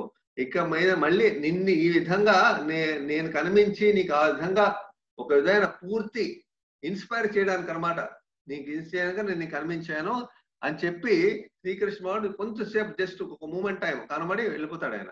సో ఈ విధంగా నారద మహాముని అది ఆ అనుభవం నుంచి బయటకు వచ్చి అప్పుడు ఇంకా కంప్లీట్ గా భగవంతుని మీద ఆధారపడతాడు. అదే అందుకే శ్రీకృష్ణ భగవానుడు ఆ యొక్క శ్లోకాన్ని మనం నేర్చుకుంటాం. ఆ శ్లోకం ఏం చెప్తుంది ఇక్కడ, తత్సేవయా దీర్ఘయాపి యతమయీ దృఢమపి హిత్వా వాద్యం ఇమాం లోకం గంటామే జనతాం అసి. నాకు కొన్ని రోజులు సేవ చేసిన ఓ భక్తుడు నాపై బలమైన విశ్వాసం పొందుతాడు. పర్యవసానముగా అతడు ప్రస్తుత దుర్భరమైన భౌతిక ప్రపంచాలను విడిచిపెట్టిన తర్వాత అతీంద్రియ ప్రపంచంలో నా సహచరుడిగా కొనసాగుతాడు. సో ఈ విధంగా భగవంతుడు మనకి ఈ విధంగా మనకి కాన్ఫిడెన్స్ అనమాట. ఈ విధంగా మనకి ఒక నమ్మకాన్ని ఇస్తున్నాడు. ఎప్పుడైతే విశ్వాసం వస్తుందో మనం ఏమైతే భగవంతుని యొక్క సేవలో ఉంటామో మనం, మనకి ఈ దుర్భరమైన భౌతిక ప్రపంచం నుంచి మనం విడిచి వదిలేసి మనం భగవంతుని యొక్క అతీంద్రియ ప్రపంచంలోకి వెళ్ళిపోతాం మనం. సో ఈ విధంగా ఆయనకి సేవ చేసిన వాళ్ళకి వచ్చే పొజిషన్, వచ్చే స్థితి అనమాట శ్రీకృష్ణ భగవాన్ భాగవతంలో ఈ శ్లోకం మనకి చెప్తోంది. అదే ఆ పరీక్ష, తల్లిపోవడం, తల్లిపోయిన తర్వాత ఇంకా ఇల్లు ఉద్దేశం అలా వెళ్ళిపోతూ ఉండడం, వెళ్ళిపోతూ అన్ని చోట్ల భగవంతుడి దర్శనం కలగడం, ఆ తర్వాత ఆయన పూర్తిగా హృదయంలో రియలైజేషన్ ఏమొచ్చిందంటే నాకు ఇంకా కృష్ణుడు తప్ప ఎవరూ లేరు అని కృష్ణుడి మీదే పూర్తిగా హ్యాపీగా ఉన్నాడు ఆయన. ఎటువంటి ఆందోళన, భయం, నా జీవితం ఏమవుతుంది, నేనేమవుతానో లేదు, ఆయనే చేసుకుంటాడు అని చెప్పనమాట. సో ఈ విధంగా నారద మహాముని ఇంకో శ్లోకం మనకి 26 శ్లోకం ఏం చెప్తోంది, నేను భౌతిక ప్రపంచం అన్ని లాంఛనాలను విస్మరించి పదే పదే పారాయణం చేయడం ద్వారా కృష్ణ పవిత్ర నామం మరియు కీర్తిని చెప్పించడం ప్రారంభించాను. ఆయన ఇప్పుడు గానం చేసుకుంటూనే ఉండేవాడు. అందరి పిల్లలతో అందరితోని బయట గానం చేసుకుంటూ ఊరు ఊరు తిరుగుతూ అన్ని దేశాలు అలా తిరుగుతూ ఉండేవాడు. ఆయన తిరుగుతూ ఉంటే ఆయన యొక్క లీలల్ని, అతీంద్రియ కాలక్షేపాలని ఆయన జపించడం, అలాగే స్మరించడం, జ్ఞాపకం చేసుకోవడం, హ్యాపీగా సంతృప్తి పొందుతాడు. మనిషి ఎప్పుడు సంతృప్తి పొందుతారంటే భాగవతంలో ఒక శ్లోకం ఉంది, చాలా ఇంపార్టెంట్ శ్లోకం. 1వ స్కందంలో 2వ చాప్టర్ లో 6వ శ్లోకం అనమాట. ఆ శ్లోకం మనకి ఏం చెప్తుందంటే జీవుడు అంటే మనిషి ఎప్పుడు సంతృప్తిగా ఉండగలడని మనకు చెప్తోంది. 1వ చాప్టర్ స్కందంలో, మొదటి స్కందంలో 2వ చాప్టర్ లో 6వ శ్లోకం అదేం చెప్తోంది, సవై పుంసాం పరో ధర్మో యథో భక్తిర్ అధోక్షజే అహైతుకి అప్రతిహత ఏ ఆత్మాసు ప్రసిద్ధి. ఏం చెప్తోంది, సవై పుంసాం పరో ధర్మో యథో భక్తిర్ అధోక్షజే. ఈ సవై పుంసాం అంటే ఏంటి, మనుషులందరూ కూడా చేయవలసిన పరధర్మం ఒకటే. పరధర్మం అంటే ఇతర ధర్మం కాదు. పరధర్మం అంటే టాప్ మోస్ట్ అన్నమాట, సుప్రీం, హైయెస్ట్. ఆ హైయెస్ట్ ధర్మం మనుషులందరూ చేయవలసింది ఒకటి. ఏంటది, యథో భక్తిర్ అధోక్షజే. అధోక్షజుడు అంటే శ్రీకృష్ణ భగవానుడు. అధోక్షజుడికి భక్తి, హృదయంతో భక్తి శ్రద్ధలతో ఆయన భక్తి చేయడం అనేది భగవద్భక్తి. అలాంటి భక్తి అనేదే పరధర్మం, అంటే అన్నిటికన్నా ఉత్తమమైన ధర్మం మనుషులకి ప్రపంచంలో. ఏదో భక్తి అహైతుకి అప్రతిహత. ఆ భక్తి ఎలా ఉండాలో మనకు కండిషన్ చెప్తోంది. ఎలా ఉండాలంట, అహైతుకి, దానికి కారణం ఉండకూడదు. అంటే ఫలితాన్ని మనం ఆశించకూడదు. ఏదో ఫలితం ఆశించి భక్తి చేయకూడదు మనం. ఏదో నాకు ఇది కావాలి అందుకే నేను భక్తి చేస్తాను, నాకు ఇది అది యాక్చువల్ గా శుద్ధ భక్తి. ఆ శుద్ధ భక్తి ఆ విధంగా చేస్తే అహైతుకి అప్రతిహత అంటే ఏంటి, ఇప్పుడు నాకేదో నాకేమొచ్చి ఇవాళ ఏదో చిన్న ప్రాబ్లం వచ్చింది మానేస్తాను, కొన్నాళ్ళు ప్రాబ్లం వచ్చింది మానేస్తాను, తర్వాత మళ్ళీ చేస్తాను అని చిన్న చిన్న ఏమైనా అడ్డంకులు వస్తే మనం మానేస్తూ ఉంటాం. ఈ టైప్ కాకుండా అహైతుకి అప్రతిహత అంటే ఏంటి, ఎటువంటి ఫలితాన్ని ఆశించకుండా, ఎటువంటి అడ్డంకులు వచ్చినా సరే ఆపకుండా కంటిన్యూగా ఎవరైతే చేసుకెళ్తారో ఏ ఆత్మ సుప్రసిద్ధతి, అలాంటి మనుషులు వాళ్ళ హృదయంలో చాలా ఆనందంగా, చాలా సంతృప్తిగా ఉంటారు జీవితంలో. అది అన్నమాట భక్తి యొక్క ఫలితం. భక్తి యొక్క ఫలితం ఏంటంటే మన ఆత్మ చాలా ఆనందంగా, పీస్ఫుల్ గా, ప్రశాంతంగా ఉంటుంది. ఎందుకు ఆ ప్రశాంతం ఎక్కడి నుంచి వస్తుందంటే భగవంతుని భక్తిలో మాత్రం, ఇంకా దేంట్లోనే రాదది. అలాంటి సంతృప్తి నారద మహాముని ఆయన అనుభవించారు ఆయన అంత చిన్న వయసులో. అందువల్ల ఆయనకి ఇక్కడ చూడండి, ఇస్కాన్ గురుకులంలో, ఇస్కాన్ ప్రపంచంలో కూడా చాలా గురుకుల్స్ ఉన్నాయి. గురుకుల్స్ చాలా ఉన్నాయి ప్రపంచంలో. అంటే ఇస్కాన్ ప్రభుపాద టైంలో, భక్తి వేదాంతస్థం ప్రభుపాద టైంలో ఆయన చాలా గురుకులాలు ఆయన చాలా గురుకులాలు పెట్టారు. ఆయన స్థాపించారు. అంటే చిన్నపిల్లలకి ఒక 5-6 సంవత్సరాల నుంచి ట్రైనింగ్ అనమాట. వాళ్ళు అన్ని రకాలు నేర్చుకుంటారు. అలాంటి చిన్నపిల్లలకి అన్ని రకాల ట్రైనింగ్ ఇస్తారు. అలాంటి గురుకులప్పుడు చిన్నపిల్లల నుంచి అలాంటి భగవంతుని ధ్యాసలో ఉన్నవాళ్ళు ఆనందంగా ఉంటారు. చూడండి మీరు ఎంత ఆనందంగా ఉన్నారు ఇక్కడ వీళ్ళు. హ్యాపీగా పాడుకుంటూ, ఆడుకుంటూ, భగవంతుని కీర్తన చేసుకుంటూ, భగవంతు ఆరాధన చేసుకుంటూ, భగవంతుని గురించి రోజు క్లాసులు వింటూ ఎంత ఆనందంగా ఉన్నారు పిల్లలకి ఈ విధమైన శిక్షణ ఇవ్వాలి. ఎప్పుడు కూడా పిల్లలు అప్పుడే ఆనందంగా ఉంటారు. అంతే తప్పించి మనకి పిల్లలందరినీ ఈ శిక్షణ ఇస్తూ ఇప్పుడున్న మనం స్టడీస్ ఇస్తున్నాం, మెటీరియల్ ఎడ్యుకేషన్. అది కూడా మనం ఈ అందరూ వీళ్ళగా అవ్వలేరు కదా. అందువల్ల ఏంటంటే మనకి మెటీరియల్ ఎడ్యుకేషన్ ఇస్తూ పిల్లలకి ఇది కూడా ఆధ్యాత్మికం కూడా చెప్పాలన్నమాట. చెప్తేనే వాళ్ళు ఆనందంగా ఉంటారు. లేకపోతే పిల్లలు ఆనందంగా ఉండరు. సో ఈ విధంగా అనేది మంచి బోధన భగవంతుడి గురించి పిల్లలకు లభించాలి. అదే గురుకులు అన్నమాట. సో ఇలాంటి పిల్లలు చిన్నప్పటి నుంచి భగవంతుడి మీద ఉండడం వల్ల పెద్దయిన తర్వాత రేపు పొద్దున్న ఎలాంటి ఉద్యోగాలు చేసినా చిన్నప్పుడే వాళ్ళ జీవితంలోని ఒక భక్తి యొక్క విత్తనం ఎప్పుడైతే పడిందో ఆ విత్తనం ఏమవుతుంది, ఆ భక్తి అనేది యాక్చువల్ గా అందరికీ సృష్టిలో అందరికి కూడా అన్ని మనుషులకి భక్తి అనేది ఉంది. అది కొత్తగా మనం ఆ విత్తనాన్ని మనం నీళ్లు పోస్తున్నాం. ఆ విత్తనంకి మనం ఈ చిన్నప్పటి నుంచి అన్ని చెప్పడం ద్వారా వినడం ద్వారా వాటికి వాటరింగ్ అన్నమాట. జలం పోయడం లేకపోతే అది పెరిగి పెద్దదవుతూ ఉంటుంది. అదే పిల్లలకి ఇక్కడ జరిగేది అనమాట. సో ఆ విధంగా నారద మహామునికి అలాంటి అనుభవం కలిగింది, ప్రహ్లాదుడు అలాంటి అనుభవం అయింది. పిల్లలందరికీ కూడా అలాంటి అనుభవం అందరికీ తల్లిదండ్రులు ఇవ్వాలి. అదే శ్రీమద్ భాగవతంలో కూడా ముఖ్య ఉద్దేశం. అదే ఒక శ్లోకం ఉంది శ్రీమద్ భాగవతంలో. ప్రహ్లాదుడు చెప్తారు, కౌమారే ఆచర్య ప్రాజ్ఞ ధర్మాన్ భాగవతానిహ దుర్లభ మానుషం జన్మ తదపి అధ్రో అర్ధదం. ఇప్పుడు చిన్నపిల్లలు ప్రహ్లాదుడు ఎప్పుడైతే తన తండ్రి ప్రహ్లాద గురుకులంలో పెడతాడు, ఆ గురుకులంలో హిరణ్యకశిపుడు గురుకులంలో పెడితే ఆ గురుకులంలో వాళ్ళందరికీ కూడాను ప్రహ్లాదుడు ఈ హరినామస్మరణ నేర్పిస్తాడు అనమాట. ఎప్పుడైతే వాళ్ళ మాస్టర్స్ అందరూ ఆ టీచర్లు అందరూ బయటకు వెళ్ళారో ఈయన హరినామస్మరణ మొదలు పెడతాడు వాళ్ళకి. ఏంటంటే వాళ్ళకి అదే చెప్తాడు, కౌమార ఆచర్య హరినామస్మరణ అనేది కౌమార దశ నుంచి అంటే 5 సంవత్సరాల వయసు నుంచే మొదలు పెట్టాలి హరినామస్మరణ. కౌమారే ఆచర్య ప్రాజ్ఞ ధర్మాన్ని భాగవత, ఈ భాగవత ధర్మం అనమాట. హరినామస్మరణ అనేది భాగవత ధర్మం. ఇలాంటి భాగవత ధర్మం చిన్నపిల్లకి ఆ టైం నుంచే ఇవ్వాలి. దుర్లభ మానుష జన్మ ఎందుకు ఇవ్వాలి అని అడిగితే ఈ మనిషి జన్మ లభించడమే చాలా కష్టం. దుర్లభ మానుష జన్మ దాదాపు అధ్రువ అర్ధదం. మనిషి జన్మ లభించడమే కష్టం. మనిషి లభించినా ఉండేది ఎంత చాలా కొద్ది సంవత్సరాలే. మనం బతికేదంతా మహా 50, 60, 70 సంవత్సరాలు. అందుకని మనం బతకం. ఈ బతికే 50, 60 సంవత్సరాలు ఆ యొక్క భక్తిని మనం చిన్న వయసులోనే మనం ప్రారంభిస్తే దుర్లభ మానుష అర్థం ఈ మానవ జన్మక ఫలితం మనకి పర్పస్ అనేది సర్వ్ అవుతుంది అనమాట. పర్పస్ అనేది లభిస్తుంది మనకి. అందువల్ల ఏంటంటే ఈ విధంగా చిన్నప్పటి నుంచే మనుషులు పిల్లలు సంతృప్తిగా పెద్ద ఉద్యోగాలు చేస్తున్నా బిజినెస్ చేసినా సరే మనకు ఆల్రెడీ చిన్నప్పుడు ఆ యొక్క ఆపర్చునిటీ అవకాశం లభించింది కాబట్టి పెద్ద తర్వాత కూడా వాళ్ళు భగవంతుని సేవలు ఏదో విధంగా ఎక్కడో చోట వాళ్ళు ఏదో భగవంతుని సేవ చేసి వాళ్ళ జీవితాన్ని గడుపుతూ ఉంటారు. వాళ్ళు ఫ్యామిలీ లైఫ్ ఉన్నా ఒక పక్కన అది కూడా ఉంటుంది, రెండూ ఉంటాయి. సో ఈ విధంగా జీవితం మొత్తం వాళ్ళు పీస్ఫుల్ గా వెళ్తారు. అదే చాలా మెయిన్ ఇంపార్టెంట్. సో ఈ విధంగా మనం భక్తిని అర్థం చేసుకుంటాం. ఇప్పుడు ఈ విధంగా నారద మహాముని జీవితం విధంగా జరిగింది. జరిగిన తర్వాత ఇప్పుడు చూడండి నారద మహాముని యొక్క ఆయనకి ఏమైంది, ఆ జన్మంతా కూడా ఈ విధంగా జరిగి లాస్ట్కి ఏమైంది, ఈ శరీరం వదిలేసాడు. ఆయన వదిలేసి శ్రీ మహావిష్ణువు సహచరుడి కింద ఆయనకి నెక్స్ట్ బాడీ వచ్చిందనమాట. అంటే ఏంటి, ఈ కలియుగం ఈ యొక్క సృష్టి ప్రళయం వచ్చిన తర్వాత ఆయన కూడా బ్రహ్మతో పాటు బ్రహ్మ లోకంలో ఉన్న అందరితో పాటు మహావిష్ణువు శరీరంలోకి ఆయన వెళ్ళిపోయినప్పుడు ఈయన కూడా వెళ్ళిపోయి అక్కడి నుంచి బయటికి ఒక ఆధ్యాత్మిక శరీరంతో బయటకు వచ్చాడు. ఆయన అతీంద్రియ శరీరం, భౌతిక శరీరం, ఆధ్యాత్మిక శరీరం నారద మహామునికి లభించింది. అప్పుడు నారద మహాముని బయటకు వచ్చారు. వచ్చి ఎప్పుడైతే ఈ యొక్క శరీరాన్ని వదిలేసి ఆ శరీరం వస్తుందో, ఎప్పుడైతే శరీరం వదిలేసిందో కర్మ ఫలితాలు మొత్తం పోయాయి, మొత్తం అన్ని పూర్తిగా పోయాయి. అలాంటి నెక్స్ట్ జన్మ ఆయనకు వచ్చింది అనమాట. తిరిగి జీవితాన్ని బ్రహ్మ పుట్టగానే బ్రహ్మ నెక్స్ట్ స్టార్ట్ అవగానే మళ్ళీ ఆయన బయటకు వచ్చి మళ్ళీ ఇంకా సృష్టి మొత్తం నారద మహాముని నిరంతరంగా అన్ని రకాల భగవన్ సంకీర్తన చేసుకుంటూ అందరికీ కూడా అన్ని రకాల సందేశాలని యాక్చువల్ గా మనం చూస్తే ఈ యొక్క విశ్వంలో చాలా మంది మహర్షులకి దేవతలకి మహాభక్తులు కూడా వాళ్ళందరూ నారద మహామునికి శిష్యులై ఈనాడు మన భాగవతంలో చాలా చోట్ల నారద మహాముని చాలా మందిని తన శిష్యుల్ని చేసి చాలా మంది లీలలు ఉన్నాయి భాగవతంలో నారద మహాముని వల్ల.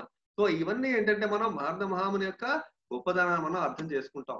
సో ఇప్పుడు బ్రహ్మను అందరం కూడా ఇప్పుడు మనకి నారద మహాముని యొక్క విషయం మనకు తెలిసింది. ఇప్పుడు నారద మహాముని యొక్క ఆయన యొక్క ప్రెసెంట్ పరిస్థితి ఎలా, ఆయన అంత ముందు జన్మ గురించి మనం చర్చించుకున్నాం. ఇప్పుడు మనం ఏం చర్చించుకోబోతున్నాం అంటే ఆ నారద మహాముని నుంచే మనకి ఈ జ్ఞానం లభించింది అన్నమాట. భాగవతం అక్కడి నుంచే వ్యాసదేవుడికైనా కొంచెం విపులంగా ఒక సూత్ర రూపంలో ఆయనకి కొన్ని శ్లోకాలు చెప్పి, ఈ శ్లోకాలని నువ్వు భాగవతంలో విస్తరించి నువ్వు అందరికి ఎక్స్ప్లెయిన్ చేయి అన్నాడు ఆయన. సో అదే ఆ యొక్క విషయాలు చెప్తున్నారు. బ్రహ్మదేవుడు యాక్చువల్ గా భాగవతం మొదట్లో మనం చూస్తే బ్రహ్మదేవుడు ఆదికవి అంటారు. ఆదికవి అంటే ఏంటి? యాక్చువల్ గా ఫస్ట్ శ్రీకృష్ణ భగవానుడు సృష్టి మొదట్లో ఎప్పుడైతే బ్రహ్మ ఉద్భవించగానే బ్రహ్మ హృదయంలో వేద జ్ఞానాన్ని ఆయన పూర్తిగా ఆ సంస్థాపిస్తారు. వేదన పూర్తిగా ఆయన హృదయంలో ఉజ్వలంగా ఆయన ప్రకాశించినట్టు చేస్తారు. ఆయన శ్రీకృష్ణ భగవాన్ చేయడంగా బ్రహ్మ పూర్తిగా వేద జ్ఞానం మైడైపోతారు ఆయన. ఆ వేద జ్ఞానం మయంతోనే ప్రపంచం అంతా ఆయన సృష్టి చేస్తారు. అలాంటి బ్రహ్మ ఆది కవి అన్నమాట. మొదట ఫస్ట్ ఆయనే. ఆ బ్రహ్మ తర్వాత ఆ మానస పుత్రులకి నారద మహాముని బ్రహ్మ యొక్క మనసులోంచి బయటకు వస్తారు నారద మహాముని. వచ్చినప్పుడు అలాంటి నారద మహాముని తర్వాత ఈ భాగవతం రాయడానికి వ్యాసదేవునికి ఆయన ఇచ్చిన సలహాలు, ఆయన ఇచ్చిన డైరెక్షన్స్ అన్నమాట. ఆ డైరెక్షన్ ఇచ్చే భాగవతం రాస్తారు వ్యాసదేవులు. సో ఈ వ్యాసదేవులు రాసిన భాగవతం అనేది అందుకే బ్రహ్మ, నారద, వ్యాస, మధ్వాచార్య, వ్యాస భగవాన్ శిష్యులు మధ్వాచార్య. ఈ యొక్క గౌడీ మధ్వ సంప్రదాయం, బ్రహ్మ మధ్వ గౌడీయ సంప్రదాయం. ఈ సంప్రదాయం ఏంటంటే మన గురు శిష్యుల పరంపర నుంచే మనం భాగవత జ్ఞానాన్ని మనం నేర్చుకుంటాం. అంతేగాని మనకి ఈ లింక్ మధ్యలో కట్ అవ్వకూడదు. ఈ లింక్ కట్ అయితే మనకి మన జ్ఞానం మారిపోతుంది. వాళ్ళు ఇష్టం వచ్చింది వాళ్ళు పెడతారు మధ్యలో. సో అందువల్ల లింక్ కట్టకుండా అదే జ్ఞానం మనకి రావాలి. అందుకే బ్రహ్మ మధ్వ గౌడీ సంప్రదాయం నారద మహాముని యొక్క ఆయన మధ్వాచార్యులు వ్యాస భగవానికి ఆయన ఉపదేశాలు తీసుకున్నారు మధ్వాచార్యులు. అందువల్ల ఏంటంటే అలా వచ్చింది అనమాట సైకిల్ ఈ శిష్య పరంపర, గురు శిష్య పరంపర. సో నారద మహాముని అంతేకాకుండా నారద మహాన్ పంచరాత్ర అనే ఒక గ్రంథం రాశారు. నారద పంచరాత్ర. దాని మీదే ఈనాడు కూడా చాలా వైష్ణవులందరూ కూడా అంటే ఇస్కాన్లో కూడా ఈ యొక్క భగవంతుని యొక్క విగ్రహారాధన అలాగే చాలా విషయాలు నారద పంచరాత్రి నుంచే తీసుకునే ప్రభుపాద అందరికీ ట్రైనింగ్ ఇచ్చారు. శ్రీల ప్రభుపాదలో నారద పంచరాత్రి సిద్ధాంతాలను తీసుకుని. సో ఈ విధంగా శ్రీల ప్రభుపాద ఆయనకి గురువు నుంచి సందేశాన్ని తీసుకున్నారు. భక్తి సిద్ధాంత సరస్వతి ఠాకూర్ అని వాళ్ళ దగ్గర నుంచి ఆయన తీసుకున్నారు. అదే అందరికీ ఆయన పంచిపెట్టారు అన్నమాట. సో ఈ విధంగా నారద పంచరాత్రిక విధి, నారద మహాముని ఉపదేశం నారద పంచరాత్రిలో ఉన్నాయి. అవన్నీ ఆ ఉపదేశాలు కూడా దానికి పుస్తకం కూడా ఉంది. అది మీరు చదవచ్చు. భక్తి గురించి చాలా బాగా రాస్తారు నారద మహాముని. సో ఈ విధంగా మనం అర్థం చేసుకుంటాం. సో ఇప్పుడు నారద మహాముని యొక్క కరుణ, అనమాట. నారద మహాముని యొక్క కరుణ మనం ఏ విధంగా మనకి లభ్యం అవుతుంది, ఏ విధంగా నారద మహాముని యొక్క కరుణను మనం పొందగలం, అలాగే నారద మహాముని యొక్క కరుణ ఈ సృష్టిలో ఏ విధంగా అందరికీ లభించింది అనేది చాలా భాగవతంలో ఇవన్నీ ఇప్పుడు మీకు ఎదురుగుండా కనబడుతున్నాయి కూడా భాగవతంలో అనేక రకమైన లీలలు అనమాట. ఇవన్నీ భాగవతంలో లీలలు. ఇవన్నీ కూడా ఈ నారద మహాముని చేసిన లీలలు. ఇవన్నీ ఇప్పుడు మీకు కనబడుతున్న మొత్తం ఫోటోలు అన్ని కూడా ఒక్క లీల అనమాట. సో ఇప్పుడు మనం జస్ట్ ఈ యొక్క లీలని కొంచెం మనం చర్చించుకుందాం. అంటే ఈ లీలలు మీకు ఫ్యూచర్ క్లాసుల్లో అన్ని డీటెయిల్డ్ గా వస్తాయి, చాలా డీటెయిల్డ్ గా వస్తాయి మీకు ఫ్యూచర్ క్లాసెస్ లో. ఇప్పుడు ఈ లీలల గురించి జస్ట్ మామూలుగా మనం ఒక్క లీల గురించి చెప్పించుకుందాం. ఫస్ట్ ఫోటో ఏంటంటే నారద మహాముని ఎప్పుడైతే ప్రహ్లాదుడు తల్లి గర్భంలో ఉన్నాడో, కయాదు హిరణ్యకశిపుడు యొక్క భార్య పత్ని కయాదు, అలాంటి కయాదు యొక్క గర్భంలో ఎప్పుడైతే ప్రహ్లాదుడు ఉన్నాడో దేవతలు అంటే ఇంద్రుడు ఆ టైంలో హిరణ్యకశిపుడు ఏంటంటే తపస్సు చేయడానికి వెళ్ళిపోతాడు. తపస్సు చేసి బ్రహ్మ నుంచి వరాలను పొందడానికి, దానికి చావు ఉండకూడదు అని ఒక వరాలను పొందడానికి బ్రహ్మదేవుడికి తపస్సు చేయడానికి వెళ్ళిపోతాడు. ఆయన వెళ్ళిపోతేప్పుడు కయాదు ఒక్కరితే ఉంటుంది. అప్పుడు ఎప్పుడైతే కయాదు ఒక్కరితే ఉందో ఎలాగైనా ఈ లోపల పిల్లవాడిని కయాదుని చంపాలి అని ఒక ప్లాన్ చేసుకుని వీళ్ళందరూ తీసుకెళ్ళిపోతారు. కిడ్నాప్ చేయాలని దేవతలందరూ కయాదుని పట్టుకెళ్ళిపోయి పై లోకాలు పట్టుకెళ్ళిపోయి నారద మహాముని వచ్చి అడ్డుకుంటారు. ఆయన మీరు అలా చెయ్యొద్దు, ఎందుకంటే లోపల ఉన్న గర్భంలో ఉన్నది మీరు ఎవరో కాదు, మహాభక్తుడు గర్భంలో ఉన్నాడు, ఆయన అవతరిస్తాడు, ప్రహ్లాదుడు అనే ఒక భక్తుడు అవతరిస్తున్నాడు కయాదు గర్భం నుంచి. మీరు ఆయన్ని ఆ మాతని ఎప్పుడు డిస్టర్బ్ చేయొద్దు, ఆయన వదిలేయండి అని చెప్పి నేను చెప్తున్నాను. కానీ నారద మహాముని చెప్పడం వల్లే ఆ దేవతలందరూ ఇంద్రావులందరూ వదిలేస్తారు. ఆ కయాదుని వదిలేసి అప్పుడు నారద మహామునికి అప్పచెప్పిస్తారు. నారద మహాముని అప్పుడు ఆ కయాదుని తన ఆశ్రమాన్ని తీసుకొచ్చి నారద మహాముని ఆ కయాదుకి పూర్తిగా భక్తి మార్గం గురించి అన్ని ఉపదేశాలైనా చేస్తూ ఉంటారు రోజు. చేస్తుంటే అవన్నీ కూడా ఎవరు వింటారు? లోపల ప్రహ్లాదుడు వింటూ ఉంటాడు. అన్ని రకాల అద్భుతంగా వింటాడు ఆయన. అవన్నీ లోపల ఊకొడుతూ అన్నీ వింటాడు ఆయన. విని ఆ ప్రహ్లాదుని బయటికి రాగానే ప్రహ్లాదుడి కింద భక్త ప్రహ్లాదుడి కింద బయటకొచ్చాడు. సో, అందువల్ల ఏంటంటే నారద మహామునికి ఉపదేశమే అందుకే ప్రహ్లాదుడి గురువు నారద మహాముని. ఈ విధంగా. సో, ఈ విధంగా మనం తెలుసుకుంటాం. అలాగే ఇక ధ్రువ మహారాజు కూడా అదే పరిస్థితి. ధ్రువుడు ఏమయ్యాడు? తన తండ్రి ఆహ్, తన తండ్రి ఒడిలో ఒకసారి కూర్చోవడానికి ధ్రువుడు తన తండ్రి పేరనమాట. తన తండ్రి పేరు ఉత్తానపాద. ఉత్తానపాద అంటే ఉత్తానపాద యొక్క తండ్రి ఒళ్ళో కూర్చోవడానికి ఒకసారి ధ్రువుడు చాలా చిన్న పిల్లవాడు. 5, 5 సంవత్సరాలు ఉంటాయి. చిన్న పిల్ల తను ఒళ్ళో కూర్చుంటే ఉత్తానపాదకి 2 భార్యలుంటారు. పెద్ద భార్య కొడుకు ధ్రువుడు, రెండో భార్య కొడుకు ఇంకో చిన్న పిల్లవాడు. అయితే పెద్ద భార్య కొడుకు అంటే ఈ ఉత్తానపాదకి పెద్ద భార్య మీద ఎక్కువ ఆహ్, ప్రేమ ఉండదు. అంటే పెద్ద అటాచ్‌మెంట్ ఉండదు. చిన్న భార్య మీద అటాచ్‌మెంట్ ఎక్కువ. అందువల్ల చిన్న భార్య ఎప్పుడైతే ధ్రువుడొచ్చి కూర్చున్నాడో, "నువ్వు నీ తండ్రి ఒళ్ళో కూర్చొని నీకు అర్హత లేదు. నా కొడుకే ఈ ఉత్తానపాద ఒళ్ళో కూర్చోవాలి. నువ్వు కూర్చొని అర్హత లేదు" అని చెప్పి ఇన్సల్ట్ చేసి లాగేస్తుంది బయటికి. చాలా బాధపడతాడు. నా తండ్రి ఒళ్ళో కూర్చొనే అర్హత లేదా అంటే అప్పుడు తల్లి దగ్గరికొచ్చి ఏడుస్తాడాయన.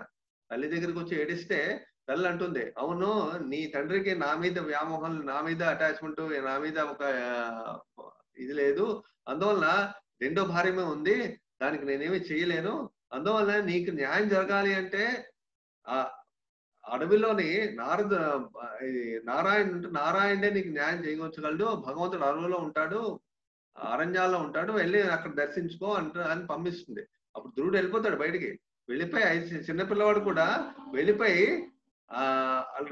ఎక్కడ వెతుక్కుంటూ వెళ్తాడు. వెతుక్కుంటే నారదుడు అక్కడ కనబడతాడు. నారద మహాముని కనబడి చిన్న పిల్లవాడు నువ్వు అడవిలో ఏం తిరుగుతున్నావు అప్పుడు ధ్రువుడు స్టోరీ మొత్తం చెప్తాడు. నాకు నా తండ్రి కన్నా సరే, నా తండ్రి కన్నా ఈ సృష్టి ప్రపంచం మొత్తం ఆయన కంట్రోల్‌లో ఉంది. ఉత్తానపాద కంట్రోల్‌లో. నా తండ్రి కన్నా ఇంకా ఎక్కువ నాకు కింగ్‌డమ్ అంటే ఇంకా ఎక్కువ లోకం నాకు పెద్ద లోకం కావాలి. అలాంటి లోకం కోసం నేను భగవంతుని అడగడానికి నేనెళ్తున్నాను. నా నా తండ్రికి నేను చూపెడతాను. నా రెండో తల్లికి నేను చూపెడతాను. నా యొక్క గొప్పతనాన్ని ఈ కోరికతో వెళ్తాడు ధ్రువుడు. నారాయణ్‌ని దర్శించడానికి. అప్పుడు నారదుడు చెప్తాడు. "నువ్వు చిన్న పిల్లవాడివి. నువ్వు నారాయణ్‌ని దర్శించడం అంత ఈజీ కాదు. దానికి చాలా పెద్ద ప్రాసెస్ ఉంది. ఆ ప్రాసెస్ అది అంత ఈజీ కాదని అంటే అష్టాంగ యోగ విధానం దాని ద్వారా నారాయణ్‌ని చూడడం అవుతుంది. అది ఎవరు చేయలేరు. అంటే లేదు నేను చేస్తానని చాలా స్ట్రాంగ్‌గా దృఢ నిశ్చయంగా ఉన్నప్పుడు అప్పుడు తనకి దృఢ నిశ్చయం చూసి నారద మహాముని ధ్రువ మహారాజుకి చెప్తారు. ఏం చెప్తారంటే బాగా ఓకే నీ ఆ అష్టాంగ విధానం చెప్తాను అని చెప్పి చేయిస్తారు. నారద మహాముని చేస్తాడు. అదే ఉపదేశం చేసిన తర్వాత ధ్రువ మహారాజు వింటాడాయన. విని 6 నెలల్లో కరెక్ట్‌గా మహావిష్ణువు ఆయన ఎదురుగుండా నారాయణుడు ప్రత్యక్షం అయ్యేటట్టు అయిపోతాడు. యాక్చువల్‌గా నారాయణుడు ప్రత్యక్షం అవడం అనేది దేవతలకే సాధ్యం కాదు మామూలుగాను. అలాంటిది ధ్రువ మహారాజు 6 నెలల్లో ప్రత్యక్షమైపోతాడాయన. దానికి భాగవతంలో చాలా మంచి లీల, చాలా మంచి పాస్ట్ టైమ్ ఉంది. అదే విధంగా ధ్రువ మహారాజు 6 నెలలు చేశాడనే వివరాలు చాలా డీటెయిల్డ్‌గా ఉంటాయి. అది కూడా మనం చర్చించుకుంటాం అన్నమాట. అలాగే వ్యాస భగవాన్ దగ్గరికి నారద మహాముని యొక్క దర్శనం. అలాగే ఇదేంటంటే మురహారి స్టోరీ.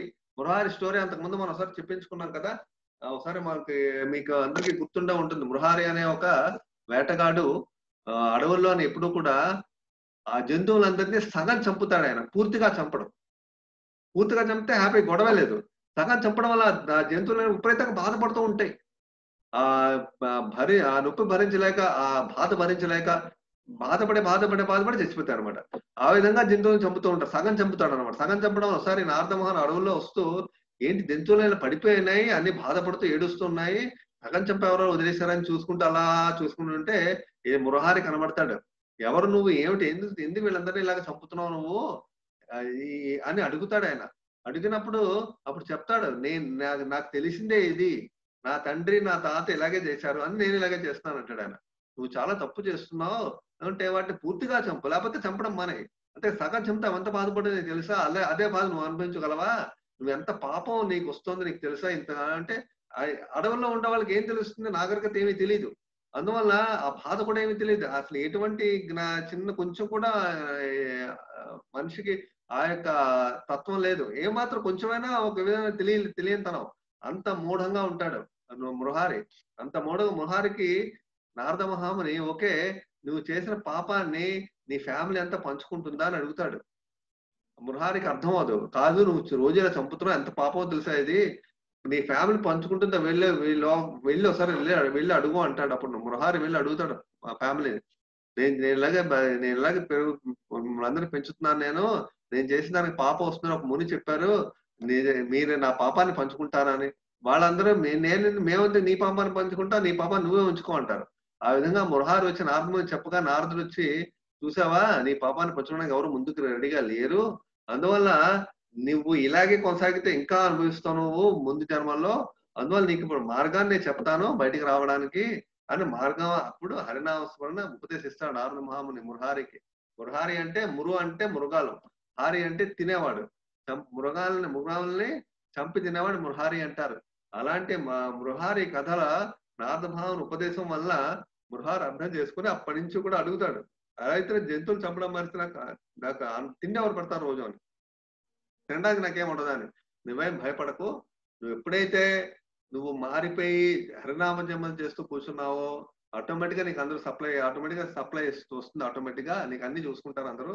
అది ఎప్పుడైతే మృహారి అది నారద మహా పూర్తి నమ్మకం గురువు మీద నమ్మకం వచ్చి ఆ నమ్మకంతో మొత్తం మనిషి మారిపోయి ఎప్పుడు కూడా ఒక తులసి చెట్టు ఎదురుకుండా పెట్టుకుని రోజు నీళ్లు పోస్తూ ఆ తులసి చెట్టు ప్రదక్షిణం చేస్తూ హరినామ జపం చేస్తూ కూర్చుంటాడు. అంటే ఎప్పుడైతే మురహారి ఇలా మారిపోయాడో వాళ్ళ ఫ్యామిలీ మొత్తం వచ్చేస్తుంది.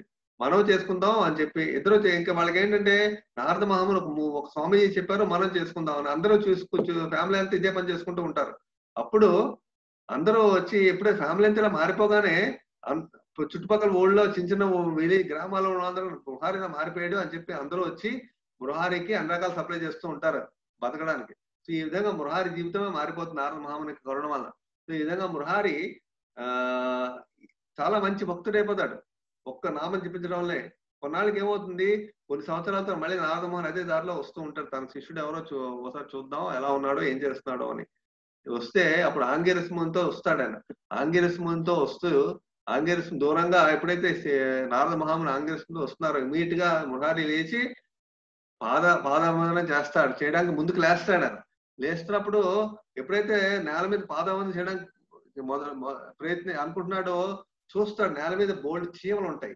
ఆ చీమలన్నీ నేను ఇలా నా పాదం చేస్తే చీమలన్నీ చచ్చిపోతాయి, అందుకే ఆ చీమల్ని ఎంత తీసి నేను చెయ్యాలి అని చెప్పి చీమలను జాగ్రత్తగా పక్కకి తోసేటప్పుడు చేయడానికి పూనుకుంటాడు.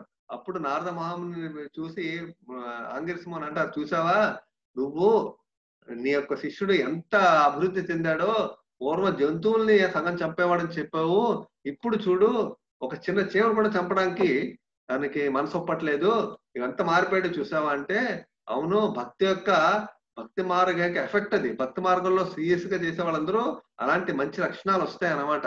సో ఈ విధంగా నారద మురహారి స్టోరీ మనకందరికి కూడా చాలా మంచి ఎగ్జాంపుల్.